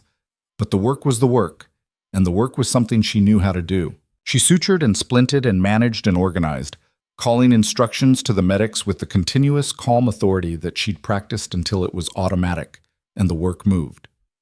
She knew the assault was not going cleanly. She could read it in the casualties themselves, the wound patterns, the numbers, the timing. The opposition had prepared for exactly the approach Varkor had advocated. The aggressive forward push had met organized resistance that was heavier than the intelligence had suggested, and the first hour's casualties represented a rate that, if maintained, would be catastrophic by the end of the day. She heard the runners reporting to Hessa at the command position 30 meters away, and she processed the information while her hands worked, building a picture. They're pinned on the northern approach. Varkor pushed the lead unit too far forward, and the flanks didn't close. She didn't say this aloud. It was not her assessment to give. The second hour brought the information that broke everything open. A runner arrived at the command position at a dead run, face white under the dirt, with the specific expression of someone carrying news too large for their body to contain. She heard it from where she was working. Beta Varkor is down. Poisoned bolt. They're requesting... Then Hessa's voice, sharp. Where? North approach. Forward position. He can't move. The poison... She was already rising from the patient she'd been treating, her kit in her hands, the calculation complete before she'd consciously run it. Poisoned bolt. If it was the same compound the Eastern Ridge packs were known to use, a slow-acting hemotoxin derived from mountain plants she'd researched specifically because it appeared in the documented injury history of frontier conflicts in this region. Then Varkor had perhaps 6 hours before the toxin reached his cardiac tissue, perhaps less, depending on where the bolt had entered and how much had been absorbed before the bolt was removed. "Where is he exactly?" she asked the runner, who looked at her with the particular startled expression of someone who has just been addressed by someone they hadn't registered as relevant. "The north approach." "How far?" "Minutes of travel?" 20 minutes on foot if you move fast. "The trail is..." "Which trail?" He told her. She looked at the map she'd been carrying in her head since Hessa's briefing and found the position in it. A notch in the ridge's northern face, defensible but exposed, exactly the kind of position an aggressive forward unit would have pushed into, and exactly the kind of position that became a trap when the flanks didn't close. She looked at her two medics. "Yora, you have the triage position. Continue the protocols. Do not deviate. If a case exceeds your capacity, stabilize and wait for me." She looked at the younger one, Sim, who was 19 and had the earnest, slightly terrified expression of someone who had trained hard and was now encountering reality. "You're with me." "The forward position is under fire," Hessa said, appearing at her elbow with the rapid, quiet movement of a woman who had managed crises before. "If you go forward..." "He'll be dead by the time the engagement resolves," Leora said. "Hemotoxin. I've got maybe 5 hours, probably less." "Varkor would rather die than..." "What Varkor would prefer is not my primary concern right now." She looked at Hessa directly. "He's the most significant tactical asset this fortress has. If he dies of a treatable poison because no one went forward to treat it, this campaign ends differently than it started." Hessa was quiet for exactly 2 seconds. "Take Jorik with you," she said. "He knows the North Trail." The North Trail was, in fact, a generous name for a series of decisions made in Mountain Rock, a route that existed primarily as the absence of worse options, threading between boulders and through meltwater channels that were running shin-deep in the thaw. Yorick moved through it with the confidence of long familiarity. Sim moved through it with the focused concentration of someone who had decided that falling was not acceptable. Leora moved through it with everything she had, which included a body that had not been designed for rapid movement over technical mountain terrain, but had been trained to function under conditions it hadn't been designed for. The sounds of the engagement grew as they moved. Not the continuous roar she'd been told to expect, but something more fragmented, the specific stop-start rhythm of fighters in complex terrain using cover and patience, which meant the situation had moved from the initial aggressive push into the harder, slower work of contested ground. They found Varkor in a sheltered position behind a granite outcropping, held by two of his warriors who had refused to fall back when the order came. He was sitting against the stone with the particular terrible stillness of a man using every remaining resource he had, just to stay conscious. Legs out, back against the rock, right arm held carefully at his side where the bolt had entered just below the shoulder. The bolt was still in. "Pull it," one of the warriors said when she appeared. "He won't let us pull it." She knelt beside Varkor without preamble. He looked at her, and the quality of his gaze was something she had not expected to see there. Not the cold authority she was accustomed to, not the contempt. Something beneath all of it, something raw and very basic, the animal awareness of a body that knows it's in serious trouble. "The bolt has to come out," she said. "Now, not in 10 minutes. Now." "You will not—" He stopped. The effort of speaking was costing him something visible. Beta Varkor. She held his gaze and made her voice exactly what she'd trained it to be. Not soft, not pleading, not deferential. Certain. The voice of someone who has assessed a situation and arrived at a conclusion that is not negotiable. In approximately 4 hours, possibly less, the toxin in that bolt will reach your heart. At that point, I cannot help you. Right now, I can. But not if you spend the next 10 minutes refusing me on principle while the poison spreads. His jaw tightened. "Do it," he said. The words seemed to cost him something he would never fully recover. She worked. The bolt extraction was exactly as difficult as the position had suggested. The angle of entry had taken it into the shoulder muscle in a way that made clean removal a careful operation, not a quick one. And she talked Sim through the assistance she needed with the continuous calm voice she used for complex cases, keeping him functional and her own hand steady by the act of explaining. The toxin at the wound site was visible, the characteristic dark discoloration that the hemotoxin produced in tissue, and she irrigated aggressively with the counteragent she had prepared specifically for this compound, which she had prepared because she had researched the Eastern Ridge Pack's documented weapons, which she had researched because thorough preparation was the habit of a healer who had learned what the cost of insufficient preparation looked like. Varkor did not make a sound through any of it. She administered the primary antidote, an extract she had synthesized from 3 plants whose combined properties counteracted the toxin's mechanism at the biochemical level, and then began the secondary protocols, wound management, the supportive compounds that would help his body process what had already entered his bloodstream, the careful monitoring that the next 2 hours would require. "You need to be moved to the rear position," she said. "I'm staying—" "You are no longer capable of command," she said, with the same certainty she'd used before. "The toxin has been partially absorbed. You will be cognitively impaired within the hour, regardless of my treatment. Not permanently, but enough that any decision you make right now is a liability to this campaign rather than an asset. Hessa is managing the engagement. Let her manage it. Your job right now is to survive so you can resume command tomorrow." He stared at her. "If I don't move you," she said quietly, "you will die. Not heroically, just unnecessarily." Something shifted in his face. Not capitulation, exactly. The motion of a man confronting an argument he cannot find the flaw in, even though he wants to. "Move me," he said. They moved him.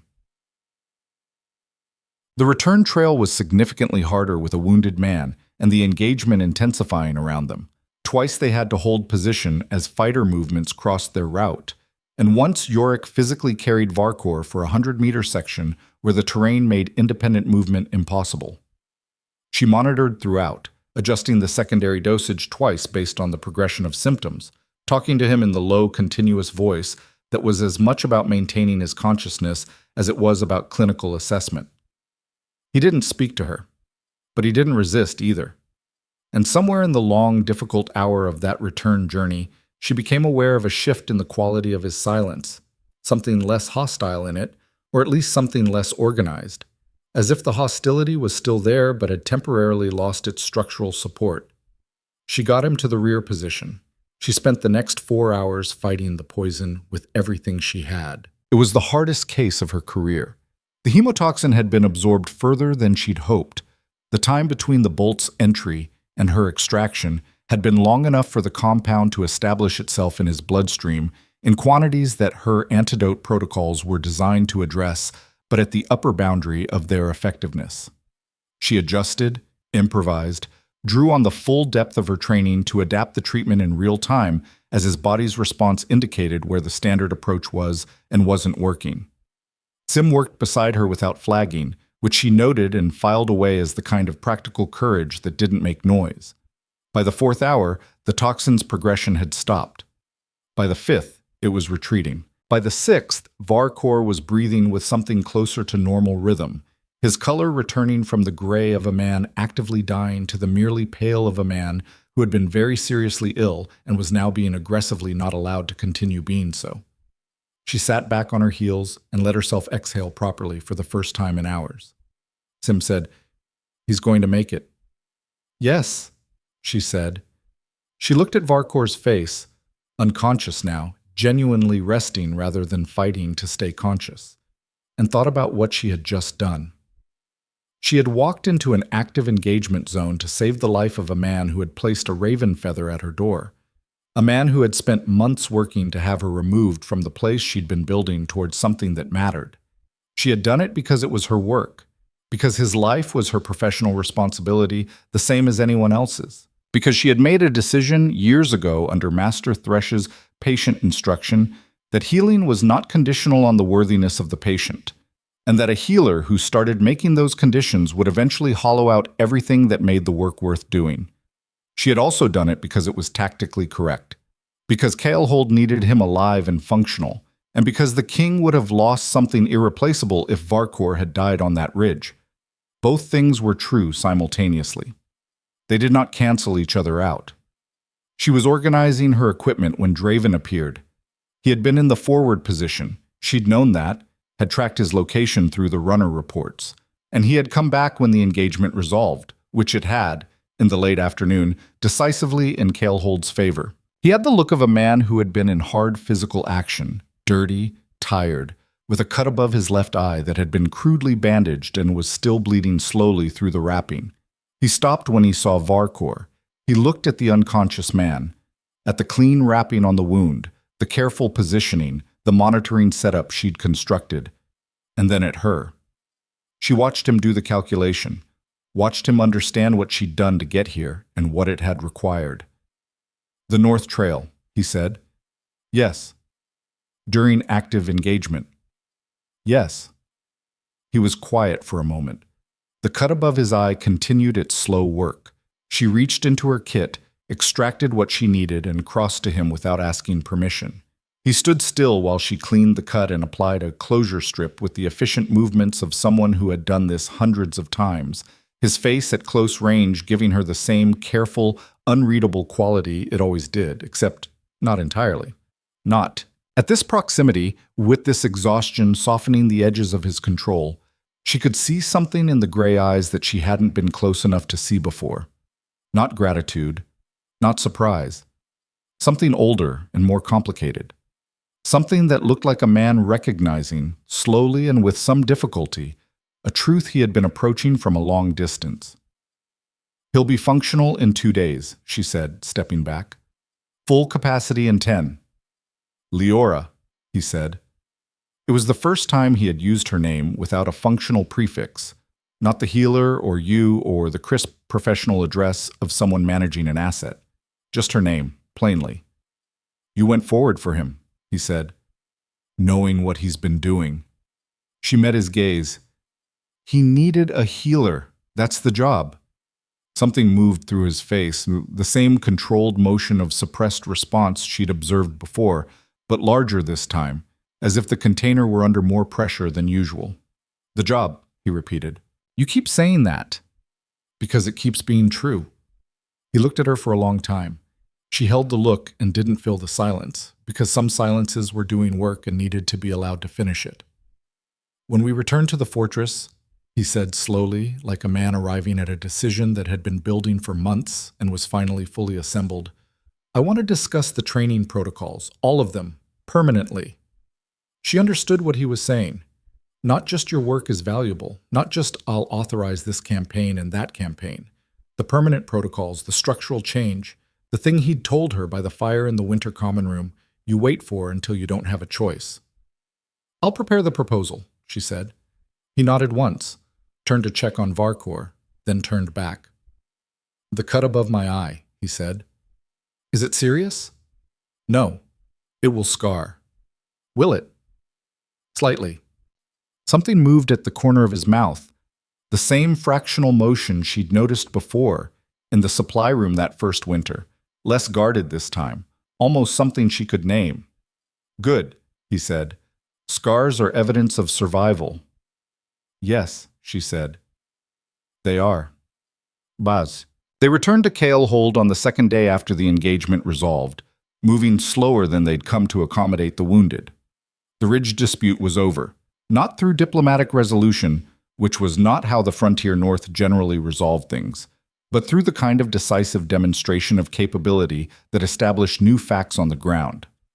Draven had moved the engagement from the failed aggressive push into a controlled resolution that extracted Kale Hold's forces from the compromised position, regrouped, and produced a final action that was tactically elegant in ways she understood even from the perspective of a non-combatant. It was good work. She recognized it the way she recognized good work in her own field. She had expected Varkor to wake aggressive. She had prepared herself for it. The anger, the renewed hostility, the specific fury of a man who has been forced into physical vulnerability by someone he was working to eliminate. He woke on the second morning of travel and looked at her for a long time without speaking. Then he said, "You went forward." "Yes." "During the engagement." "Yes." "Why?" She looked at him. "Because you were dying." The silence that followed had a different quality from any silence she'd had with him before. Not hostile, not calculating. Something she had never seen in his face in all the months of their opposition. A crack in the absolute certainty, the specific expression of a man whose fixed point of reference has been moved and who does not yet know how to reorient. "Mercy," he said, and the word in his mouth had a quality she'd never heard him apply to it before. Not contempt, but something closer to disbelief. As if he were examining an object he'd always known by description, but had never handled. "Function," she said, in the language she'd learned to use here. "You're more useful alive." He held her gaze. "That is not," he said carefully, "all of why you did it." She didn't answer. She didn't need to. He already knew. He turned his face away and looked at the mountain landscape moving past the cart's open side. She watched him. The iron face, the absolute bones of a man who had built his life on a principle, doing something she suspected he rarely did. Something that looked, from the outside, like thinking. She gave him the space to do it. The fortress received them with the particular quality of relief that a community feels when it has been genuinely uncertain about outcomes, and the outcomes have been acceptable. People came to the gates.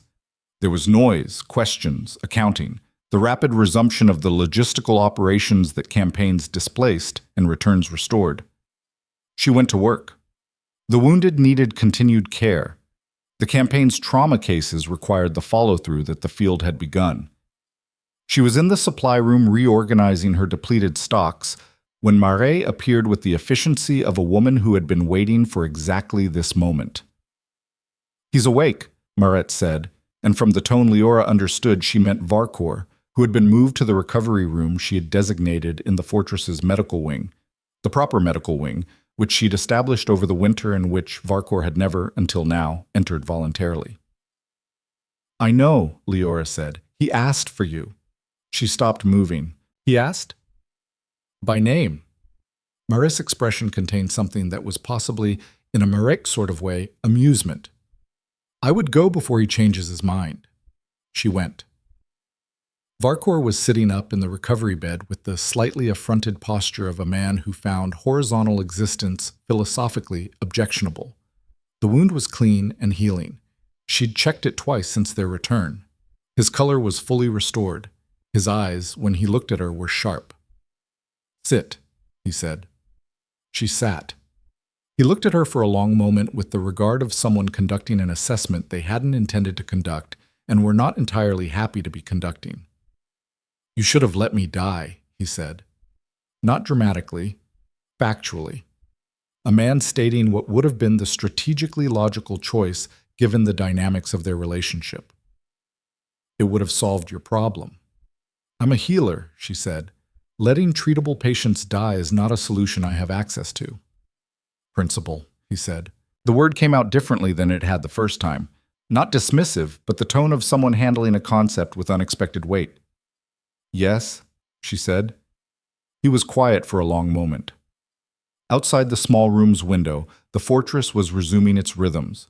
The training yard sounds, the boot falls, the continuous daily work of a large community finding its operating tempo again after disruption. The king is changing the protocols, Varkor said. It wasn't a question. He knew. He had probably known from the moment Draven spoke to her on the ridge, which meant he had sources she hadn't identified, which she filed under information to account for. Yes, she said. I built this pack on strength, he said. His voice was controlled, but beneath the control was something she recognized. The sound of a structural element under more load than it was designed for. Every warrior in these walls, every piece of what Kalehold is, comes from that foundation. You are asking me to believe the foundation is wrong. I'm not, she said. The foundation is strength. I'm asking you to believe that a strong pack takes care of its injured so they can be strong again. That's not an argument against the foundation. It's an argument for building on it more carefully. His jaw worked. She watched the calculation happening. 17 years of absolute conviction meeting a case it couldn't fully dismiss, presented by the woman he'd tried to eliminate. You are difficult, he said. Yes, she agreed. The king will have his protocols, Varkor said. I will not stand in the way. The words came out with the specific quality of something that cost real currency to say. Not defeated, but accommodating. The difference between a wall being demolished and a door being opened in it. But if your medicine makes this pack soft, if I see weakness spreading from your methods, that conversation is not finished. It won't, she said, and I'd expect nothing less from you. He looked at her for another moment. Then he said, Go. I don't need hovering. She left. In the corridor outside, she leaned her back against the stone wall and let the accumulated tension of the last 4 days move through her. The trail, the engagement sounds, the 4 hours fighting the poison, the return journey, and now this. She stood there in the corridor of the fortress that had been trying to reject her since the day she arrived, and she let herself feel, for one moment, the full weight of how far she had come from an auction block in the Harrow market. Then she straightened, pushed off the wall, and walked back toward her supply room because the work was not done. It was never done. She was 3 steps from her door when she heard the footstep behind her, heavy, deliberate, and wrong. Not the footstep of someone walking toward a destination, the footstep of someone arriving at one. She turned. It was not Varkor. It was one of his lieutenants, one of the 2 she'd classified months ago as the truest of believers, the men who had organized their identities around the doctrine so completely that any threat to it was a threat to themselves. His name was Breck. He was broad and fast, and he was looking at her with an expression she recognized, not anger, resolution. The face of a man who has made a decision and arrived at the point of carrying it out. The beta, he said, doesn't speak for all of us. She looked at him. She looked at the corridor, empty in both directions, the wrong time of day for traffic, the supply room's door 2 steps away, and not a useful destination because there was no second exit. She looked at his hands. Breck, she said, keeping her voice exactly level. Think about what you're doing. I have, he said. I've been thinking about it since before the campaign. He moved. She moved, too, not away, because there was no useful away, but sideways and fast, using the narrow corridor's dimensions as the only tool she had, because she had spent 6 years training to save lives and approximately none of it training for this. And the difference between those two things was, in this specific moment, extremely apparent. She got one hand on the doorframe. She opened her mouth to call out. And the corridor went dark. Not from a blow to her head. The darkness was external, sudden, complete. Every lamp in the corridor extinguished simultaneously as the fortress's wind draft system, responding to some opening of outer doors in the sequence she'd observed but never mapped fully, channeled cold air through the stone passages and killed the flames. 3 seconds of absolute dark. The sound of movement, more than one person moving, and a voice she recognized, sharp and commanding and coming from the direction of the far end of the corridor. Then light again, as someone rounded the far corner with a torch. Draven. He took in the scene in the way he took in everything, completely and without delay. Breck, who had stopped moving. Leora, against the doorframe. The extinguished lamps, the specific geometry of what had been about to happen. His face in the torchlight was not controlled. For the first time since she had known him, his face was not controlled. What was on it was something she had never seen there before, something unguarded and absolute, the face of a man who has arrived one moment before something he could not have come back from and knows it. Breck, he said. One word, the man's name, and in the way he said it was everything, the authority, the fury, the specific cold precision of a man deciding in real time what comes next. Breck looked from Draven to Leora and back to Draven, and whatever he saw in the king's face completed the calculation for him. He dropped to one knee. The torch flame wavered in the draft. Leora stood in the cold corridor with the doorframe in her hand and looked at Draven across the lit space between them, and something passed between them in that look. Something she did not have a word for, something that had been building in the architecture of their interaction since the auction platform, and had not, until this moment, fully revealed its shape. He crossed to her in 3 steps. He did not touch her. He stood close enough that she could see the cut above his eye, the closure strip she'd applied on the ridge, the careful line of it against his skin. "Are you hurt?" he asked.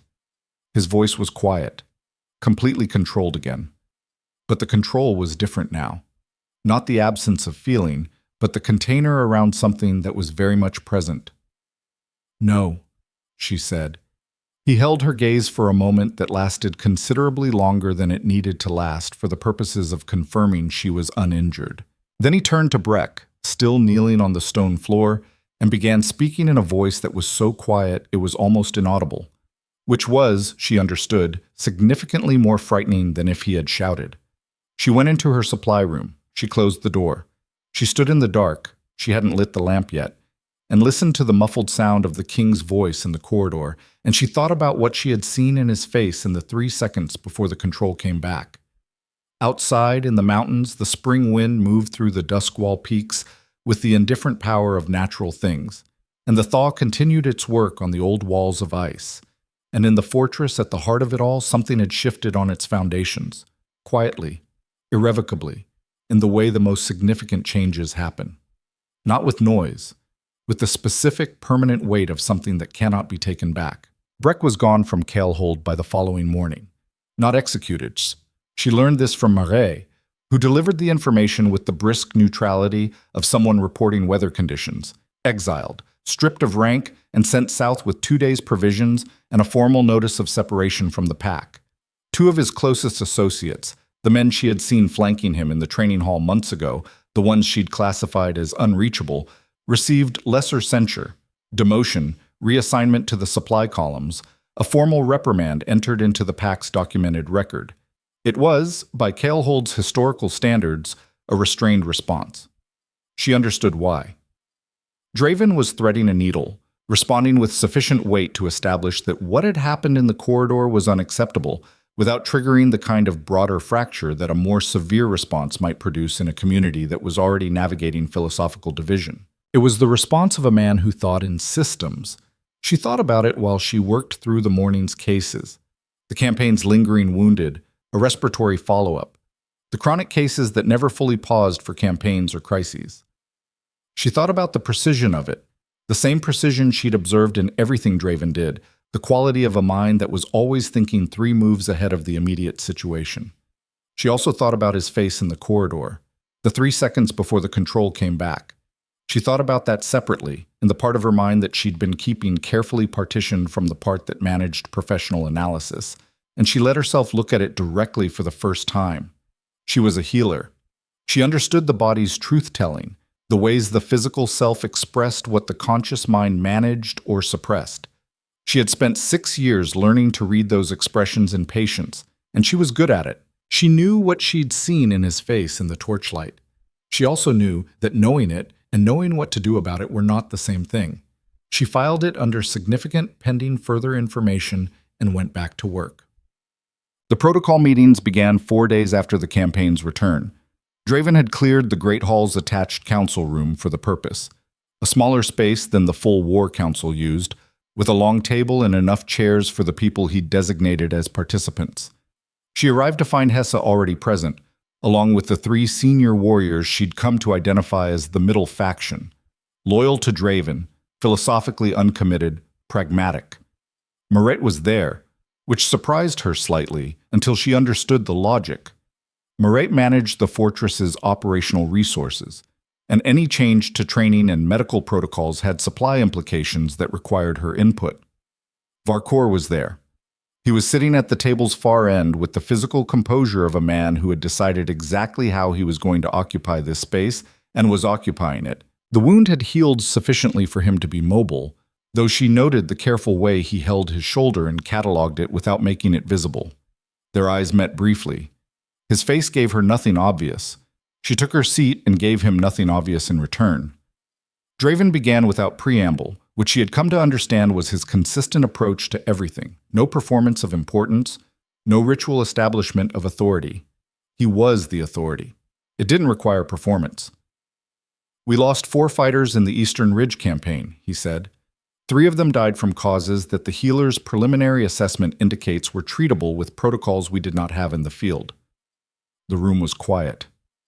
"We have had them available for 6 months," he continued. "We chose not to deploy them broadly. I am accounting for that decision now by changing it." Varkor said nothing. She noticed. "The new protocols," Draven said, turning to her. "Present them." She presented them. She had prepared for this meeting the way she prepared for everything, thoroughly and in the specific language most likely to be received by this particular audience. She did not frame the protocols as compassion. She did not use the word mercy. She used the language of operational efficiency, of asset preservation, of sustained combat capacity over extended campaigns. She had numbers, casualty rates, recovery timelines, projected return to function comparisons between current protocols and the proposed ones. Hessa had helped her construct the comparative tactical analysis, which was the most persuasive document she'd ever prepared in her life, and which she suspected Hessa had found genuinely interesting to build. The middle faction warriors asked questions. They were good questions, specific, practical, the questions of people who were genuinely trying to understand rather than looking for weaknesses to exploit. She answered each one directly. Varkor asked one question. "The training intensity," he said. "You're not proposing to reduce it." "No," she said, I'm proposing to extend it. A warrior who recovers from injury correctly returns to the same training intensity. A warrior who recovers incorrectly trains at a deficit for the rest of their career. Full-intensity training requires full-capacity warriors. The protocols support the training. They don't replace it." He held her gaze for a moment, then he looked at the table. "Noted," he said. It was not agreement, but it was not the systematic absolute obstruction she'd expected, and in the room's specific atmosphere, with Draven sitting at the table's head and Breck's absence yesterday fresh, the noted carried a different weight than it would have carried 6 months ago. Draven looked around the table. "Objections?" Silence. "The protocols are adopted," he said. "Implementation begins immediately. Leora will oversee the transition." He looked at her.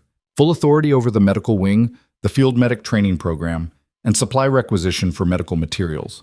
Maret will coordinate the resource allocation." She absorbed this. Full authority. Not a consulted position or a tolerated presence. Authority. The word had a specific weight that she felt in her chest. "Understood," she said. She walked out of that meeting into the corridor and stood for a moment with her back against the stone wall, not because she needed to lean on it, but because she needed something solid at her back for exactly 30 seconds while she processed the full scope of what had just happened. Then she straightened and went to work. Because the work was different now, but it was still the work. The implementation was not simple. Real change in an established community is never simple. It moves through the existing structure the way water moves through rock, finding paths of least resistance and spending time on the harder formations. She had expected this and had planned for it with the same systematic attention she brought to every complex case. The training medics were the first priority. She expanded the program from 7 to 15, pulling candidates from the younger warrior ranks based on aptitude assessments she'd been running informally for months under the cover of general medical evaluations.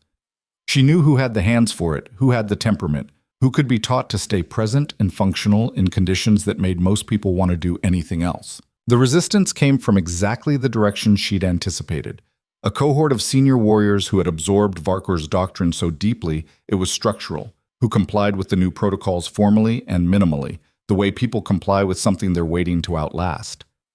She dealt with this not through confrontation, but through demonstration, through the accumulating evidence that kept presenting itself as warriors healed correctly and returned to training stronger than they'd left.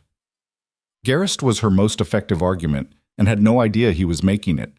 He simply moved through the training yard every day with the full, uninhibited power of a properly healed body. And people who had known him before the fracture and after it made the comparison without being asked to. Torvk, fully recovered and back at patrol operations, had become something she hadn't engineered and hadn't expected. A quiet advocate. Not vocal. Torvk was not a man who made speeches. But when conversations happened around him about the protocols, about the healer, about the question of whether strength and care were compatible, he had a way of simply existing in those conversations as evidence. "I was dying." She went forward. "I'm here." He said these things occasionally, briefly, and then went back to being Torvk, who was not interested in ideology and was very interested in being effective at his work. The boy Fen continued his unofficial ambassadorial function with the innocent authority of someone who has no stake in the political dimensions of the argument and is therefore free to state the obvious. She watched him, one afternoon in the training yard, explain to a group of older trainees with complete seriousness that the healer had fixed his arm and now he was faster than before the injury, which was a fact, and therefore being fixed was better than not being fixed, which was also a fact, and were they going to argue with facts? The older trainees could not immediately locate a satisfying counter-argument, which Fen appeared to find entirely predictable. She watched this from the upper window and felt the specific warmth of something she hadn't let herself feel fully since arriving, the warmth of a place beginning to become, if not home exactly, then something closer to home than it had been. She didn't let herself hold it too long. The warmth was real, but the ground was not yet fully solid, and she had learned in the hard school of losing Ashvale not to let the feeling of safety outrun the reality of it. The thaw deepened into early spring and the mountain world reopened around the fortress. The passes cleared. Supply chains resumed. The communications that winter had compressed back into volume, and Kalehold found itself managing the aftermath of the Eastern Ridge campaign in terms of territory, relationship, and reputation. The reputation part was significant and unexpected. The news that had moved through the frontier networks over the winter and spring included, apparently, the account of what had happened at the Ridge. Not in the form she would have written it, but in the form that stories take when they travel through a community that processes information through the lens of what it finds remarkable. What the frontier found remarkable, it turned out, was this. The Kalehold's healer had walked into an active engagement zone to pull the Iron Beta back from a poisoned death.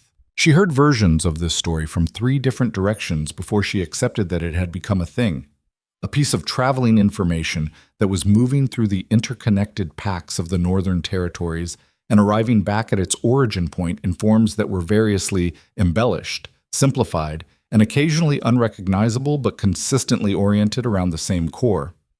The healer of Kalehold saved the Iron Beta, the woman the market laughed at. She found this simultaneously useful and uncomfortable, Useful because reputation in the frontier north was a functional currency that could buy space and protection she hadn't had before. Uncomfortable because she had not saved Varkor's life in order to become a story. She said this to Draven in the common room one evening, when he mentioned that a delegation from a smaller neighboring pack had included, in their communication about a supply arrangement, a specific request to establish a medical exchange with Kyle Hold. "I'm not interested in being a story," she said. He looked at her with something that was, at this point in their interaction, clearly amusement, however controlled. Stories aren't interested in your interest. They go where they go. "The medical exchange could be valuable," she said. "The North Pack is in the lower valley. Different plant profiles, different injury patterns. An exchange would expand both practices." "I know," he said. "I've already approved it." A pause. "Before you asked." She looked at him. "You anticipated I'd want it." "I've been paying attention," he said. The way he said it, the specific, careful weight of it, sat in the air between them in a way that was not entirely about medical exchange programs. And they both knew it, and neither of them addressed it directly, because that was the rhythm of their interaction. The thing that was being said alongside the thing that was being said, present and unspoken, building its own accumulation the way everything else had accumulated in this place. She looked away first, not in retreat, in acknowledgement, the same way she'd looked away from the fire that first winter when the conversation had reached its edge. "The North Exchange," she said. "I'll draft the terms." "Good," he said. It was Varkor who came to her, 6 weeks into the new protocols, with something she had not anticipated and had no prepared response for. He arrived at the medical wing's entrance in the early afternoon, not the supply room, which he had never entered voluntarily in the months before the campaign. The medical wing, the space she had created, organized, made functional through the long winter work. He stood at its entrance and looked at it with the expression of a man looking at something he has been ideologically opposed to and is now confronting on its own terms for the first time. She met him at the door. "Beta Varkor." "Walk with me," he said. They walked. Not through the training yard, through the quieter upper corridors of the fortress, the ones that looked out over the ridge and the valley below, where the spring was beginning to assert itself in the gray-green of new growth on the lower slopes. He was quiet for a long time. She let him be. "I have been at this for 17 years, he said finally. "Everything I built was built on the principle that weakness destroys packs, that mercy is a disease." He stopped walking, looked at the valley. "I still believe a pack must be strong. I will always believe that." "I know," she said, "but—" The word came out of him slowly, with the quality of something being moved from a place it had been fixed for a very long time. 3 men died on the ridge who might have lived. I've been doing the accounting." He turned to look at her. "My doctrine killed 3 of my own warriors." She held his gaze and did not fill the silence, because this was the kind of thing a person had to say in their own time and with their own words. "I am not," he said, "changing my fundamental position. A warrior who cannot endure is a liability. The discipline stands." "Yes," she said. "But the medicine." He looked away again. "A warrior who endures well because they have been properly healed is stronger than a warrior who endures badly because they haven't. This distinction." He stopped. "I missed this distinction for 17 years. She thought of several things she could say. She chose the truest one.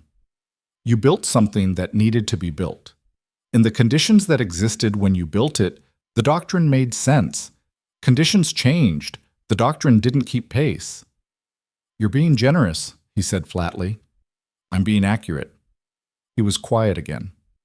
The valley below them was brilliant in the midday light, the snow retreating up the slopes as the season progressed, the dark earth showing through in patches that expanded day by day. "The campaign's dead," he said. "I'll carry them." "Yes," she said. "You should." He turned to look at her sharply. And then something in him settled, as if the direct answer, without softening or qualification, was what he'd needed. Something real rather than something managed. "The new trainees," he said. "The medics. I want to be briefed on their capacity." "Come to the training session Thursday," she said. "See for yourself." He nodded once, turned back toward the fortress interior, then paused. "The market," he said, without looking back. "What I offered for you." She waited. "I was wrong," he said, "about what you were worth." Then he walked away, and she stood in the upper corridor with the valley spread out below her, and those 3 words, "I was wrong," in the air where he'd left them, in the voice of a man for whom those words had cost something real. She breathed. The spring air came up from the valley, cold and alive with the smell of earth and meltwater and the particular mineral sharpness of the Duskwall Range doing what it did every year, enduring, renewing, persisting through the cycle that didn't ask for anyone's approval. She stood there for a long moment. Then she went back to work. Passé? Thursday's medic training session was the fullest she'd held since implementing the new protocols. 15 trainees, 3 of the senior patrol personnel she'd asked to provide realistic scenario consultation, and Marais, who attended everything of operational significance and whose presence she'd come to find genuinely steadying. Varcour stood at the room's far wall and watched. Not participated, not commented. Watched, with the total assessment quality attention she'd seen him apply to training drills in the yard, the look of an expert evaluating craft, setting aside the question of whether he approved of the craft and simply measuring its execution. She ran the session without modification. She didn't perform for his presence or adjust her approach to accommodate the weight of what his watching meant. She taught the way she always taught, clearly, specifically, with the dual attention of someone who was monitoring 15 different understanding processes simultaneously and adjusting delivery in real time to serve each of them. She watched him watching. She watched him observe the trainees' growing competence, the clean suturing technique she'd been drilling for 4 weeks, the triage assessment that 2 of the better students now performed with a speed that surprised even her, the field condition adaptations that she'd built into the curriculum specifically because field conditions were where the protocols mattered most. At the session's end, the trainees cleared out with the slightly elevated energy of people who had done good work. Marais departed with her characteristic efficiency. Varcour remained. She waited. "The one on the left," he said. "Kael's youngest recruit, 17. "Sim," she said. "He was with me on the ridge." "I know who he was with." Varcour's voice had a particular quality she hadn't heard in it before. Not warmth, because Varcour did not do warmth, but something adjacent to approval. "His hands are steady." "Yes," she said. "He has a gift for it." "A warrior's hands should be steady," he said. "This is—" He paused. "Another of those movements of something fixed being relocated. This is also a use for steady hands." She said nothing. She understood that this was the acknowledgement, and that the acknowledgement did not require response. It required witness. "Continue the program," he said, as if she needed his authorization, which she didn't, which they both knew, but the gesture of it, the formal acknowledgement from the man who had been its primary obstacle, had a weight that she felt. "I will," she said. He left. She stood in the training room in the quiet after everyone's departure and allowed herself for the first time since arriving at Kaelhold to feel the full shape of what was different. Not victory. It was too early and too incomplete, and too much remained uncertain for the word victory to sit correctly. But something turning. A wheel that had been working against her for 7 months beginning, incrementally, to work in another direction. She thought about the auction platform in Harrow Market, the cold wind, the bare feet, the laughter. She thought about the 112 pounds, and the look in Corwick's eyes, and the 8 iron that had been offered like a disposal fee. She thought about arriving at this fortress that had been organized around the rejection of everything she was and everything she did.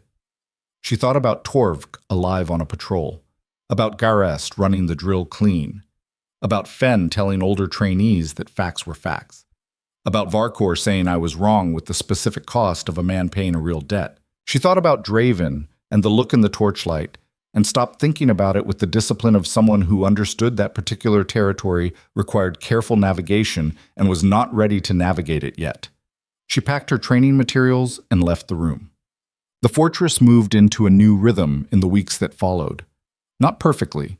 Real change was never clean, but with a quality of forward motion that she could feel in the daily texture of the place, the way you feel a current in water that isn't yet moving you but is moving around you. The medical wing became, incrementally, less foreign. Warriors who would have walked past its entrance in deliberate ignorance 6 months ago began using the word healer differently, not as a dismissal, but as a designation, a useful noun that described a specific resource. The patrol leaders started incorporating medical capacity into their operational planning, which was a shift she found genuinely significant. The difference between treating medical response as an afterthought and treating it as a component of the system. She had a conversation with Hesse that she would remember for a long time. They were reviewing the post-campaign casualty analysis, the document that had provided the 3 men who might have lived accounting that Varkor had performed in private, and Hesse set down the paper and looked at her with the particular directness of someone who has been building toward a statement for a while. "Before you arrived," Hesse said, "I ran the casualty projections for a campaign of this scale with the protocols we had. The number I got was 11 to 14. We came out with 4. Leora looked at her. 4 is still 4. "Yes," Hesse said, "and 4 is also not 14. She paused. "I've been in this pack for 9 years. I have watched good people die from things that did not need to kill them. I want you to know that I saw what you did, that I've been watching since before the campaign, and that what you've built here," she stopped, gathered. "It matters. I want you to know that someone is saying that clearly." The directness of it landed differently than she'd expected. She'd grown accustomed to the fortress's oblique acknowledgments, the nod, the noted, the absence of obstruction as a form of approval. Hesse's directness was something else. "Thank you," she said, "for the tactical analysis. It helped me make the case." "It helped you make the case to people who needed numbers," Hesse said. "You were already making it to the people who needed something else." The spring deepened. The Duskwall range softened into something less hostile. Not warm, not welcoming in any way a southern territory would recognize, but inhabitable in the way the frontier north was inhabitable, by people who had made peace with difficulty as a baseline condition. She was restocking the field kits in preparation for the next patrol season when Draven appeared in the medical wing's doorway. This was notable because he had not come to the medical wing before. She had always been summoned or encountered him in the neutral territory of the common spaces. She looked up. He was standing at the threshold with the contained energy she'd learned to read as the presence of something he intended to say, something he had been approaching from a distance and had now arrived at. "Come in," she said. He came in. He looked at the organized space, the labeled shelves, the clean instruments, the systematic order she'd built from the chaos of that first inventory, and something passed through his expression that she didn't try to name. He sat on the edge of the workbench, which was something she had never seen him do, sit on the edge of things, casually, with the unperformed ease of someone who was, for the moment, not managing anything. "The North Pack Exchange," he said. "Their healer arrives next week. I know. I've been preparing. There are 2 other packs that have sent inquiries." She looked at him. "Medical exchanges?" "1 medical exchange. 1 pack requesting that you train their practitioners in the field protocols." He paused. "The story traveled." "You said stories go where they go." "I did," he said. Something in his voice had a quality she'd been cataloging for months, the quality that existed in the gap between what was said and what was present behind it. "What will you do with it?" "With what?" "The story. The reputation. The thing you said you didn't want to be." She considered this. "Use it. If the reputation creates opportunities to expand what we're doing, to bring better medical practice to packs that are losing people to treatable injuries, then refusing the reputation on principle is wasteful." "Practical," he said. "Yes. You're always practical." "It helps," she said, "in this environment." He looked at her for a moment that went slightly longer than practical exchange required. She was accustomed to these moments. They had been accumulating through the winter and spring like everything else accumulated, quietly, in ways that changed the composition of the air. "I bought you for 400 iron," he said. The sentence landed differently than it had in the months she'd been carrying it as an unexplained fact. She held still and let him finish. In the market, I had intelligence reports from the Eastern recovery camps about the Asheville survivors, about a healer with 6 years of training and documented proficiency in exactly the categories I needed for what the fortress required. He paused. I had been looking for a reason to change the protocols for 3 years. I needed someone who could do the work, not just argue for it. You bought a solution, she said. I bought a healer, he said, and the distinction in his voice was careful and real. What I've watched since then was not what I purchased. What I've watched has been... He stopped. The control that usually managed his expression was present, but working harder than usual. Considerably more than what I paid for. She looked at him across the medical wing, this space she had built in a fortress that had tried to reject her, that she had built anyway, piece by piece, case by case, the way she did everything, and felt the full weight of the moment. Why didn't you tell me? She asked. In the beginning. Why didn't you explain? Because, he said, I wasn't sure it would work. And I wasn't sure what it would require you to endure to make it work. And telling you the plan felt like asking you to consent to the endurance, and I didn't... He stopped, tried again. I didn't have the right to ask for that. The honesty of it. The specific, careful honesty of a man who had thought about this and was giving her the real answer rather than the functional one, landed in her chest and stayed there. You could have told me anyway, she said. Yes, he said. I should have. She nodded. Not in forgiveness. Forgiveness wasn't the relevant category. In recognition. The acknowledgement of something true being said by someone who understood its weight. The protocols are working, she said. The fortress is changing. Whatever the reason you bought me, the outcome is what it is. Yes, he said. It is. He looked at her with the gray eyes that she had been reading for 7 months, in the firelight and the torchlight and the cold mountain daylight, and she read them now with the accumulated context of everything they'd been through. The market, the winter, the campaign, the corridor with Breck, all of it. And she found finally something she could name. Not guardedness, not management. Something open and careful in the way that things are careful when they matter. She looked away first, the same way she always did. But this time it felt different. Not avoidance, but the acknowledgement that some things needed more room than a workbench and a late afternoon spring light to be properly said, and that the room would come. The North Healer, she said. I'll have the orientation prepared. Good, he said. He stood to leave. At the doorway he paused, not looking back but pausing in the way of someone who has one more thing. Leora.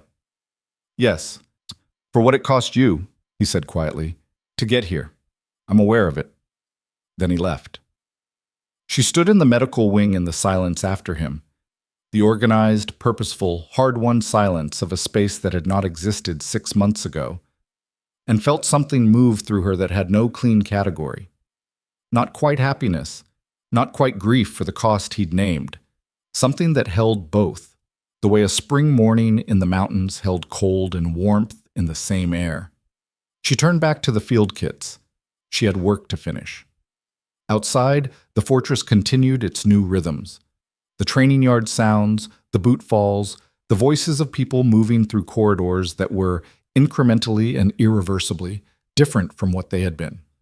The mountain range stood against the sky as it had always stood, immovable, demanding, and indifferent to the human work being done at its feet. But in the medical wing of Kalehold, on shelves that had been chaos and were now order, on the workbenches of a practice that had been forbidden and was now functional in the hands of 15 trainees who had learned to save lives where once they had been taught only to spend them, something had changed, and it was not going back.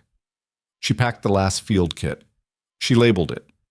She set it on the shelf with the others, in the row she'd designed for exactly this purpose, and she let herself look at the row for one moment before she moved on to the next task. A row of kits, prepared, ready, small, and not small at all. She moved on. The North Healer arrived on a Tuesday in the 4th week of spring, riding in on a gray mountain pony with a pack that was twice her size in a manner that suggested she found this entirely reasonable. Her name was Dessa. She was perhaps 50, with the kind of face that outdoor work and decades of patient attention had arranged into something simultaneously weathered and alert, and she looked at the medical wing of Kale Hold with the particular expression of a practitioner encountering work she respected. Not impressed exactly, because Dessa struck Leora within the first hour as someone not given to performative impression, but genuinely engaged. The organized shelves, the labeled systems, the trained medics running their morning protocols. Dessa walked through it all with her hands clasped behind her back and her eyes moving with the careful thoroughness of a professional audit. "Better than I expected," she said finally, which Leora gathered was high praise in Dessa's register. "What did you expect?" Leora asked. "Honestly? A storeroom with some dried plants and a woman who'd survived mostly on stubbornness." Dessa turned to look at her. "The stubbornness appears to be present. The rest is considerably more." "I had time to build it."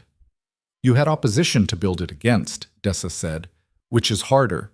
The North Pack has been trying to establish a proper medical practice for 4 years, and we keep losing practitioners to the same argument, that healing is weakness.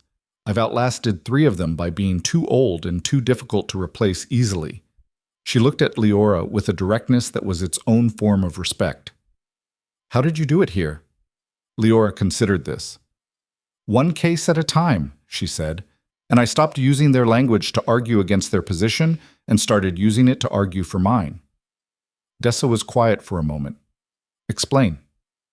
"I stopped saying healing is compassion and started saying healing is function. I stopped saying warriors deserve care and started saying warriors who are properly healed return to full capacity faster. I gave them the same argument in the only currency they understood." "You translated," Dessa said. "I translated," Leora agreed. Dessa looked at her for a long moment with the assessing gaze of someone deciding something. "The other packs that have sent inquiries. There are 5 now, not 2, in case no one told you. 2 medical exchanges, 2 training requests, one that's asking for something harder to categorize, which I suspect is a pack in genuine crisis that doesn't know how to ask for help properly." Leora filed this. "The king knows?" "The king," Dessa said, with the specific tone of someone who has been paying attention to dynamics she was not asked to pay attention to, "appears to know most things you do approximately as fast as you do them." Leora did not respond to this. Dessa appeared to find this response satisfying in its own way and moved on to examining the field kit protocols. The exchange with Dessa was productive in the way that the convergence of 2 disciplined practices always was. Each of them had knowledge the other lacked, not because one was more skilled, but because the North Valley's plant life and injury patterns were genuinely different from the Duskwall ranges, and the difference was professionally valuable. They worked in a concentrated 4-day immersion that Leora found exhilarating in the specific way that learning from an equal was exhilarating, the friction of 2 well-organized minds encountering each other's gaps. Dessa stayed a week. On the last evening, they sat in the medical wing with the documentation of the exchange spread between them. The compiled protocols, the plan identification guides, the treatment comparison analyses, and Dessa looked at the accumulated work with a satisfaction that was clearly genuine. "This will save lives," she said, plainly, as a fact. "Yes," Leora said, "in the North Valley and here, and if we're strategic about it, in every pack that sends those inquiries." Dessa rolled the documentation with practiced efficiency. "You know what you've started. I've started a medical practice in a mountain fortress." "You've started a network," Dessa said, "whether you intended to or not." She looked at Leora directly. "The frontier North has been losing fighters to preventable deaths for as long as anyone alive can remember, because the ideology said caring for the injured was weakness. One woman, in one fortress, has begun to change that argument." She paused. "Don't minimize it by calling it a practice." Leora was quiet for a moment. "I don't know how to be what you're describing." "You've been being it for months," Dessa said. "You just haven't named it yet." She left the next morning on her gray pony, with the documentation and the new protocols and, Lyora suspected, a great deal of information about Kalehold's internal dynamics that she had assembled through purely observational means during her week's stay. She watched the pony and rider descend the ridge trail until they disappeared into the lower tree line, and she stayed at the gate for a moment after, with the mountain air and the brightening morning and the sound of the fortress coming alive behind her. She was turning to go back in when Marais appeared at her elbow. "The king wants you in the council room," Marit said. Lyora went. "Urkat."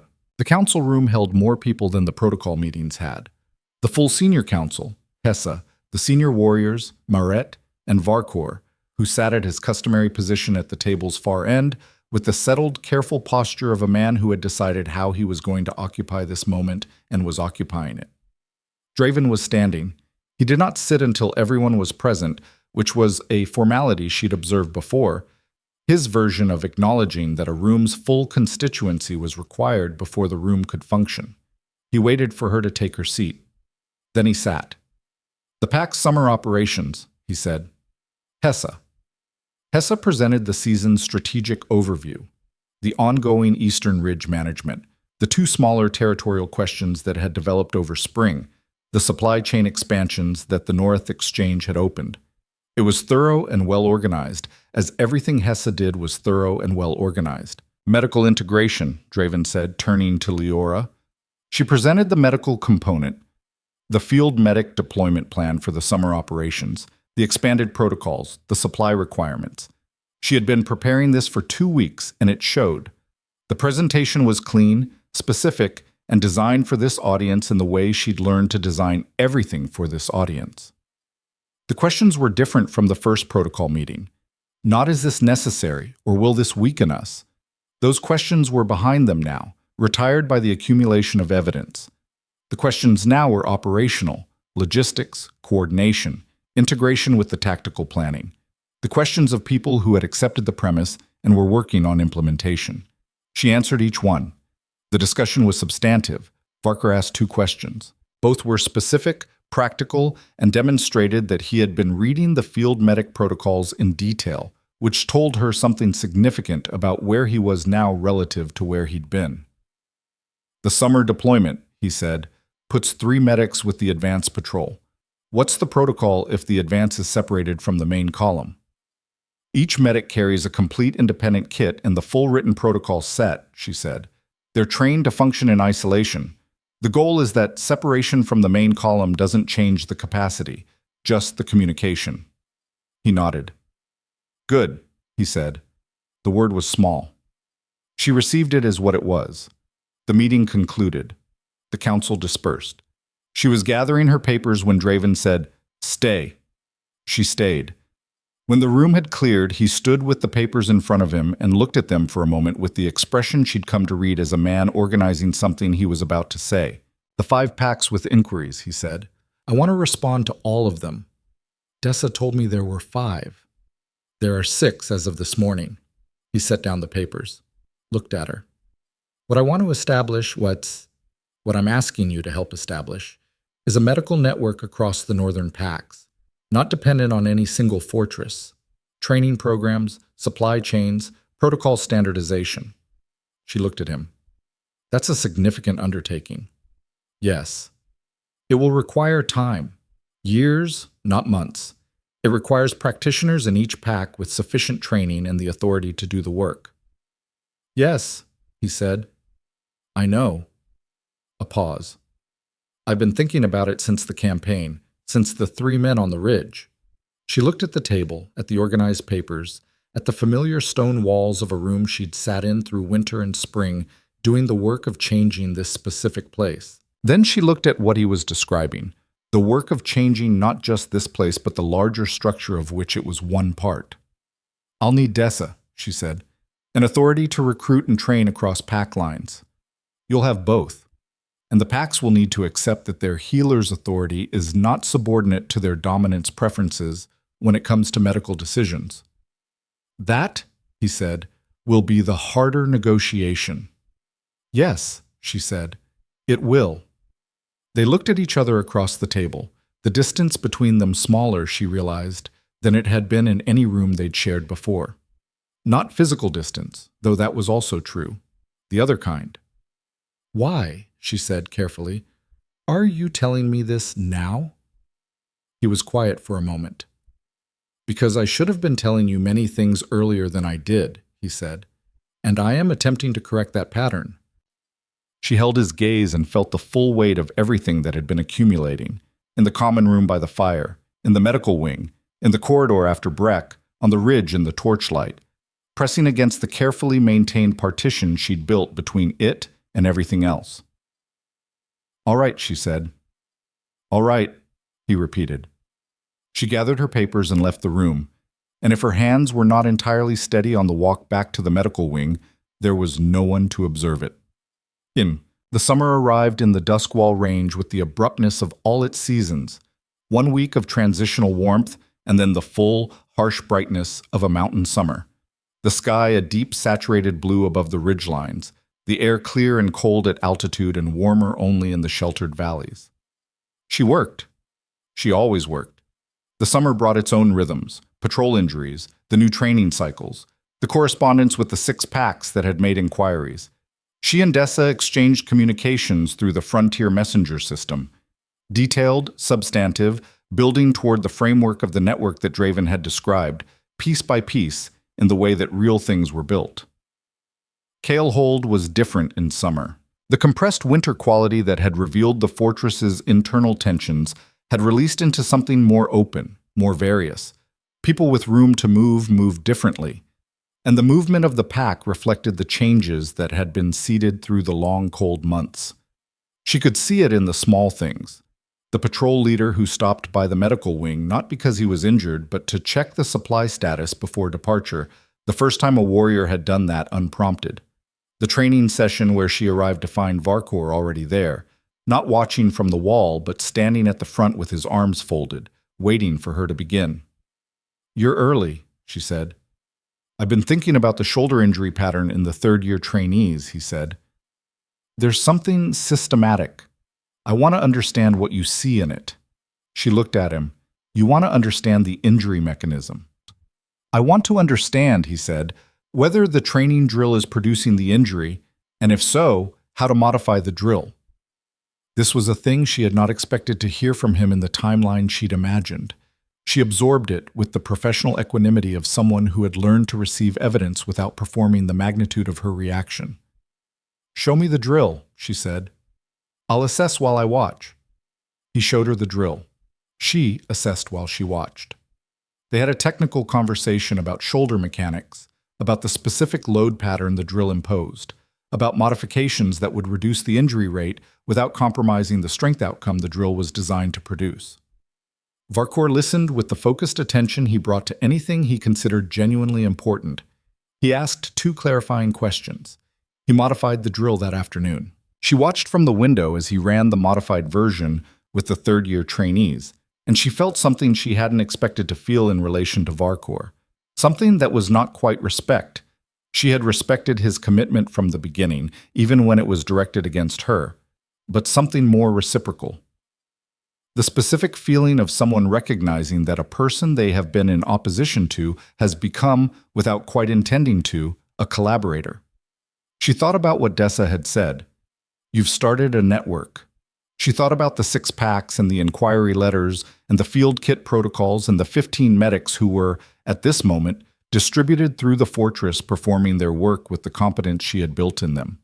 She thought about Torvg and Garest and the 3 men on the ridge who had died and the ones who hadn't.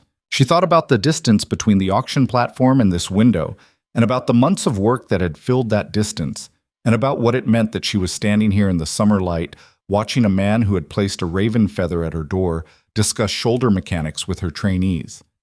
Then she went back to her work because the work was never finished, and because that was exactly how she preferred it. The attack came on a night in late summer. She woke to sounds she knew, not the gradual awareness of morning sounds, but the immediate full wakefulness of someone whose nervous system has been calibrated to specific alarms.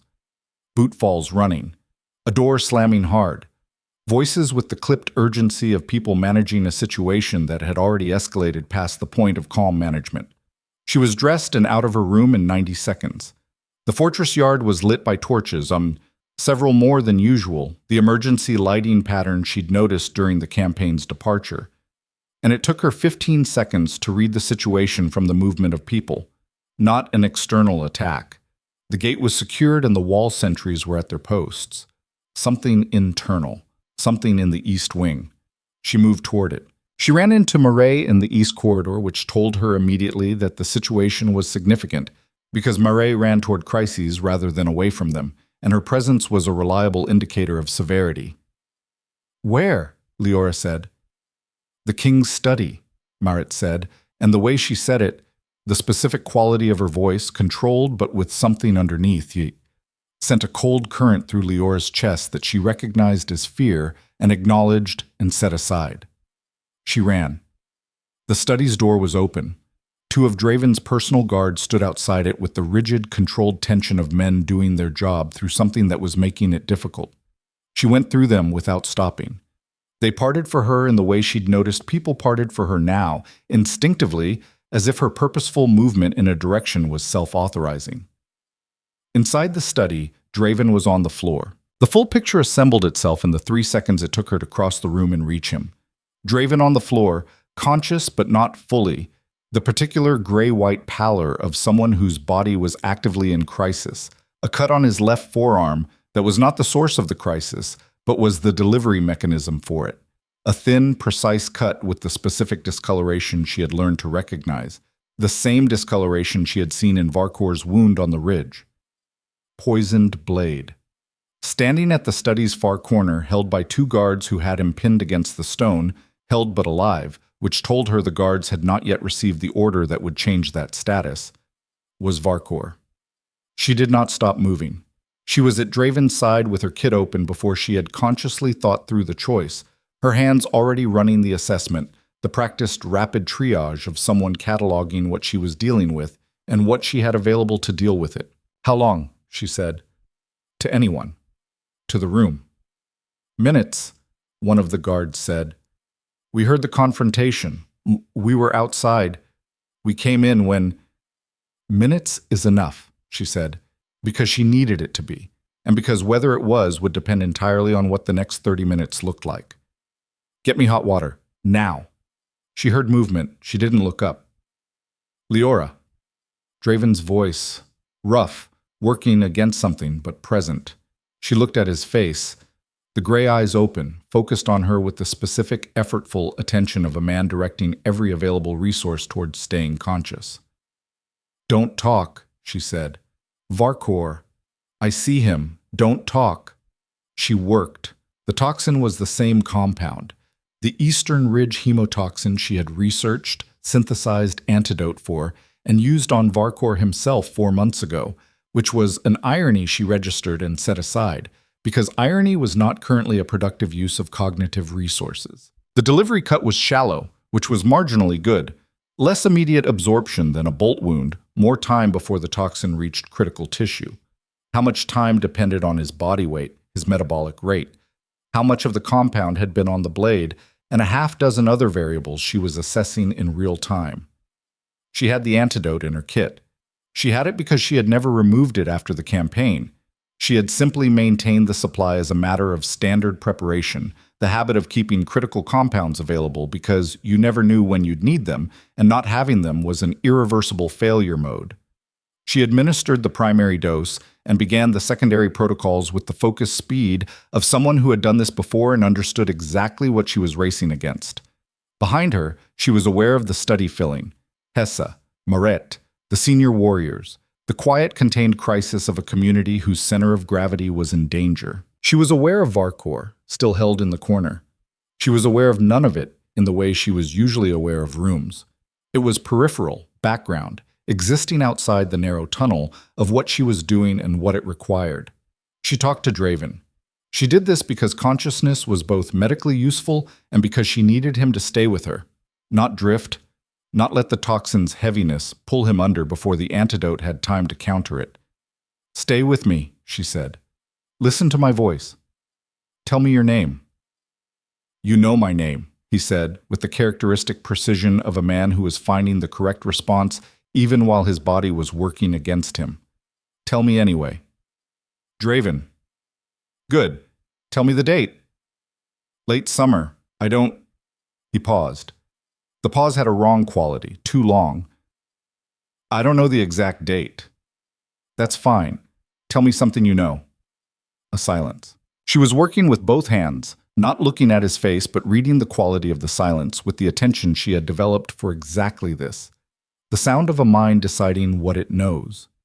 You went forward on the ridge, he said, for Varkor. During the engagement. Yes, she said. You went forward, he said again, and the way he said it had a quality she would think about later. The specific tone of someone whose defenses have been temporarily reduced by physiological crisis, and is therefore saying the thing he actually means rather than the managed version of it. That was when I understood. Understood what? She said, and her voice came out differently than she intended. Less clinical, more present. What you are, he said. What this place could be. She administered the second compound, monitored.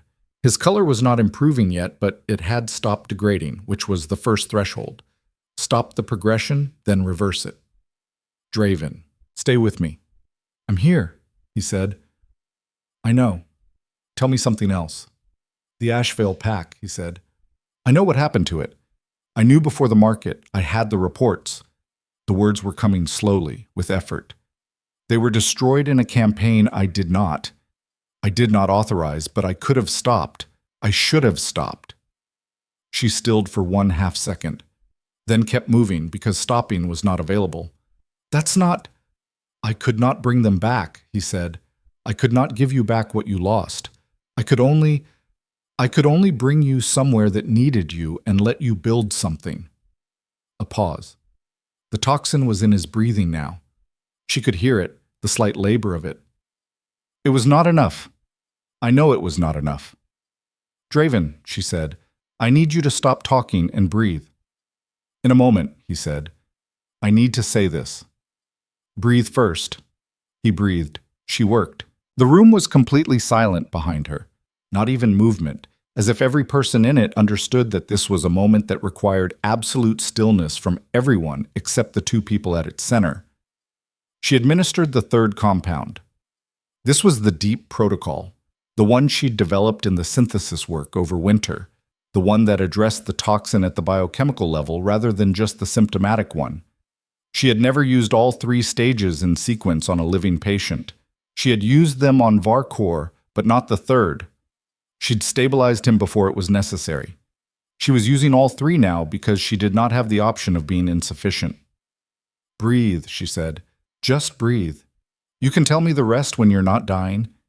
Something moved through his face, the fractional motion she'd catalogued 100 times, the managed expression releasing just enough to show what was underneath it, the corner of his mouth, the gray eyes still focused on her with that open, careful quality she'd named in the council room. Yes, he said. All right. He breathed. She worked. The next 40 minutes were the most focused of her life. Longer and harder than the ridge, longer and harder than the first campaign triage, harder than any case she had managed because the stakes had a personal dimension that she was containing and using as fuel rather than allowing as distraction. Every piece of knowledge she had accumulated over 6 years of training, every technique, every adaptation, every lesson from Master Thresh and from Dessa and from the cases themselves, she drew on all of it in the structured, purposeful way she had been trained to draw on it. His color began to turn at the 30-minute mark. She tracked it. The return of circulation, the breathing steadying, the toxin's progression reversing under the combined pressure of all 3 stages. At 45 minutes, she knew he was going to live. She sat back on her heels and let herself exhale. One real breath, full and long, the breath of someone releasing something they had been holding with their entire body. The room, which had been waiting in a complete silence she had been only peripherally aware of, released something too. She heard Mare's controlled exhale. She heard Hessa's quiet, "There it is."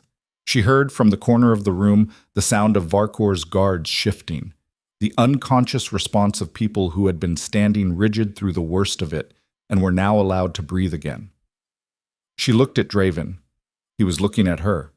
The gray eyes clear now, properly present, the toxins clouding lifted.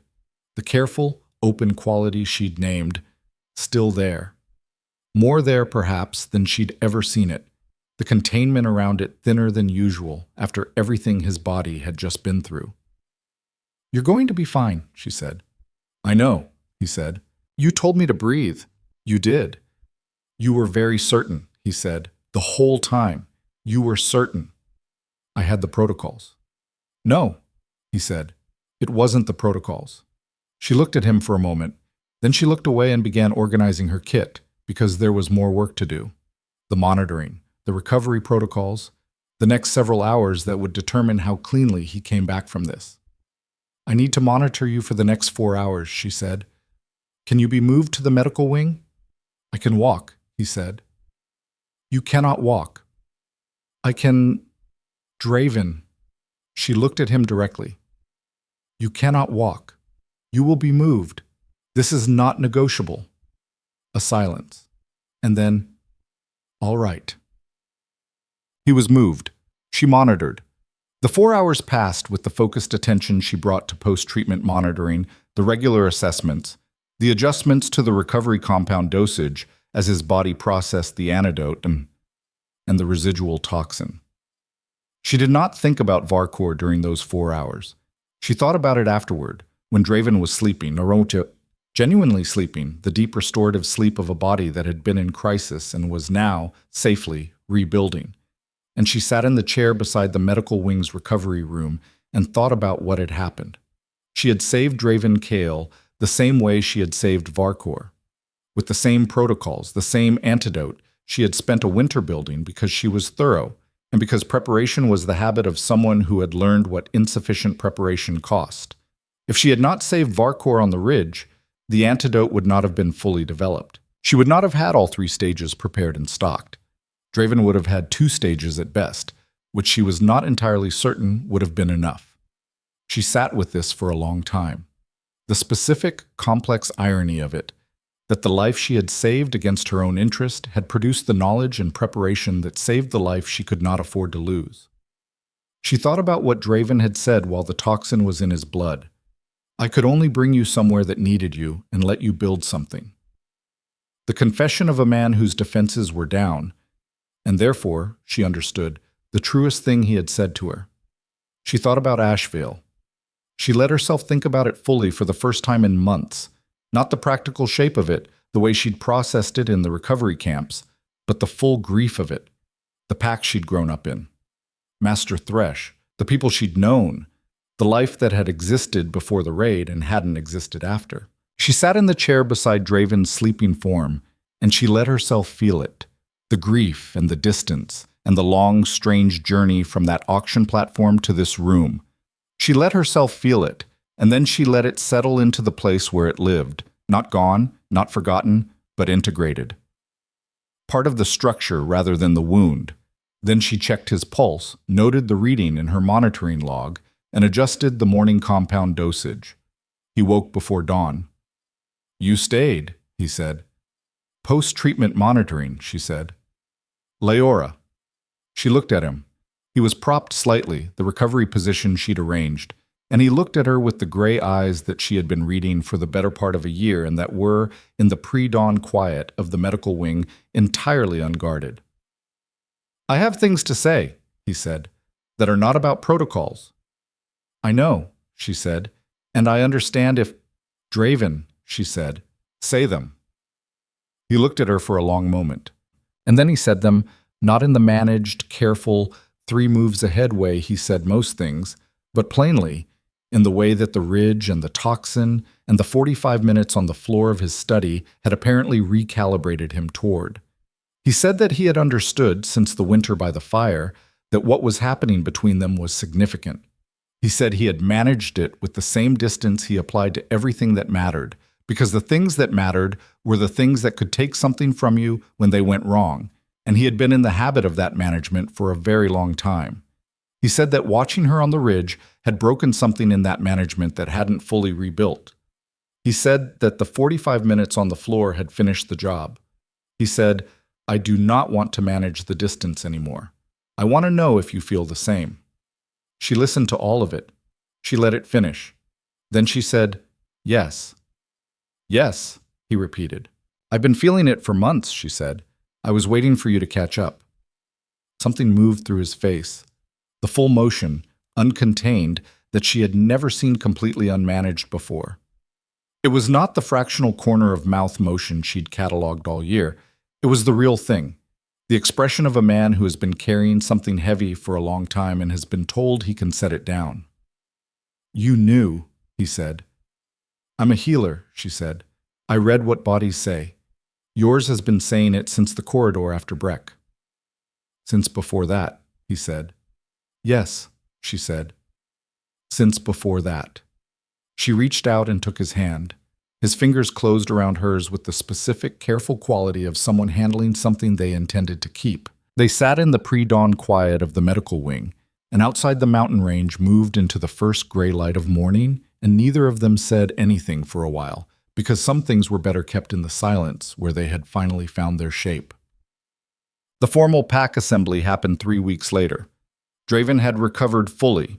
She would have withheld assembly authorization if he hadn't, and he had not challenged this, which she understood as its own form of statement. She had cleared him for full activity on the 14th day, with the specific satisfaction of watching the post-toxin recovery proceed exactly as her protocols indicated it would.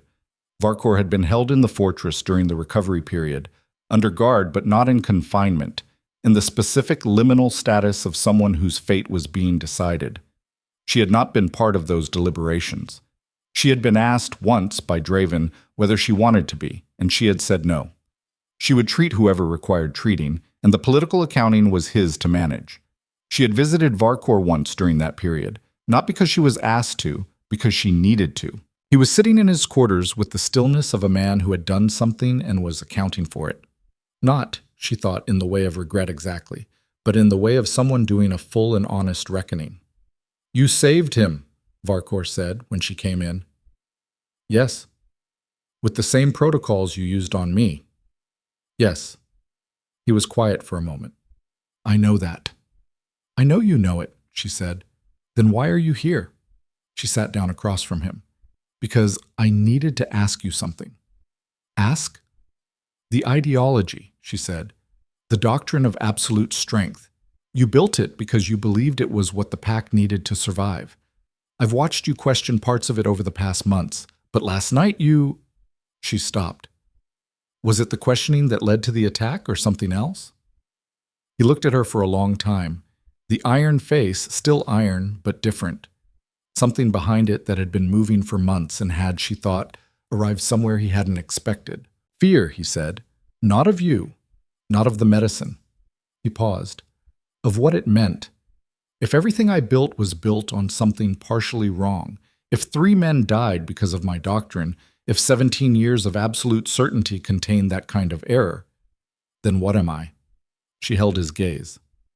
A man who built something real and necessary on foundations that needed refining, she said. Not a different answer, a more complete one. He was quiet. The questioning was right, she said. What you did with the fear was wrong. Those aren't the same thing. No, he said. They're not. She stood. I don't forgive you on his behalf. That's not mine to give. She paused. But I'll tell you what I think is true. That you spent 17 years building something that kept this pack alive, and that the accounting you're doing now is real, and that what comes next is yours to determine. She left him there with that. The assembly gathered in the fortress yard, all 200 pack members, arranged in the open space before the Great Hall's entrance, in the bright, harsh light of a late summer afternoon. It was the largest formal assembly Cale Hold had held in the 3 years Maret could clearly remember, which meant it was the largest in recent pack memory. Draven stood before them. He had the quality he always had in public, the contained authority, the deliberate economy, but there was something different in it today, something she noticed from her position at the yard's edge. Less management, more presence. As if the distance he usually maintained between himself and the room had been, slightly but perceptibly, reduced. He spoke about Varkor. He spoke about the attack, about the confrontation, about the decision he had made, Exile, not execution. He explained the reasoning: 17 years of service that could not be erased by its worst hour, and the acknowledgement that the doctrine Varkor had enforced, however incompletely, had genuinely contributed to what the pack was. The exile was accountability. It was not destruction. There was movement in the assembled pack, not protest, but the absorbed processing of a community receiving a significant decision. She watched it move through the crowd, the warriors who had been Varkor's most devoted, recalibrating, the middle faction settling into the new configuration, the newer members for whom Varkor had been more symbol than personal history, looking to the senior warriors for the cue of how to hold this. Then Draven said, "The other matter." The yard went still in the particular way it went still when he was about to say something that required full attention. "When Leora Vale arrived at this fortress," he said, "we did not know what to do with her. We had no language for what she offered, because we had organized ourselves around the belief that what she offered was weakness. We called it mercy. We called it softness. We called it a disease." He paused. She felt the weight of the assembled attention and stood very still inside it. In the months since her arrival, she has saved the lives of members of this pack who would otherwise have died. She has trained practitioners who have prevented deaths that our previous protocols guaranteed. She walked into an active engagement zone to save the life of the man who had been working to have her removed. He paused again. And 3 weeks ago, she spent 45 minutes on the floor of my study, making certain I did not die. The yard was completely silent. "What she practices is not weakness," Draven said. "It is the other face of strength, the one we were too afraid to look at because it required us to acknowledge that we were not sufficient without it." She became aware that she was not breathing. She made herself breathe. "Before this pack," he said, "I am correcting what was wrong at the beginning. Leora Vale came to Kael'hold as a purchased Omega, with no standing and no authority.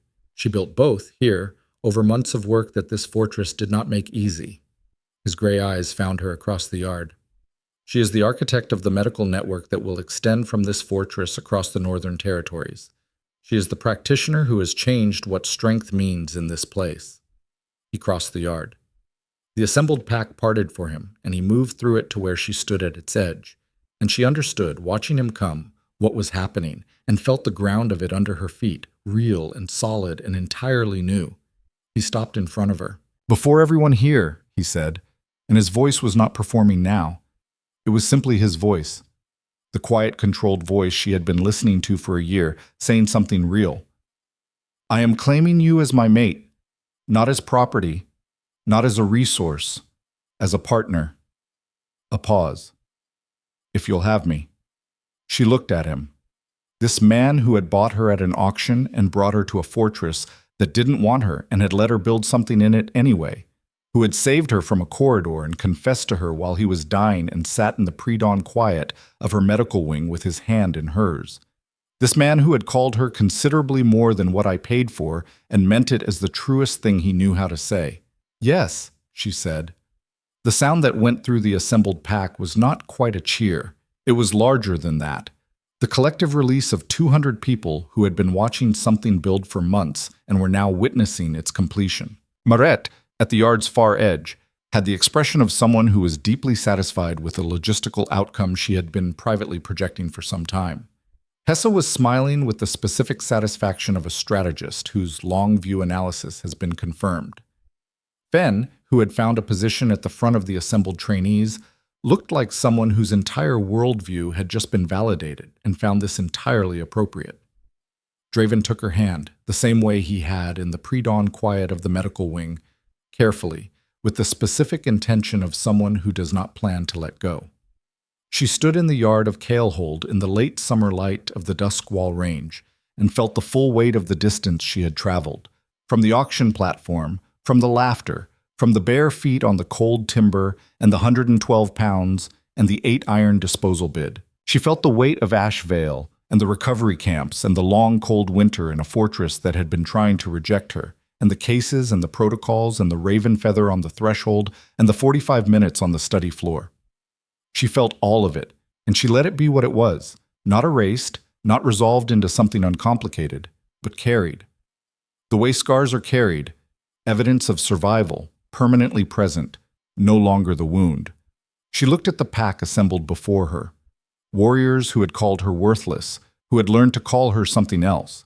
Medics she had trained. A boy named Fen who had grown 2 inches since she'd splinted his arm and who was looking at her with the uncomplicated pride of someone who had always known this was coming.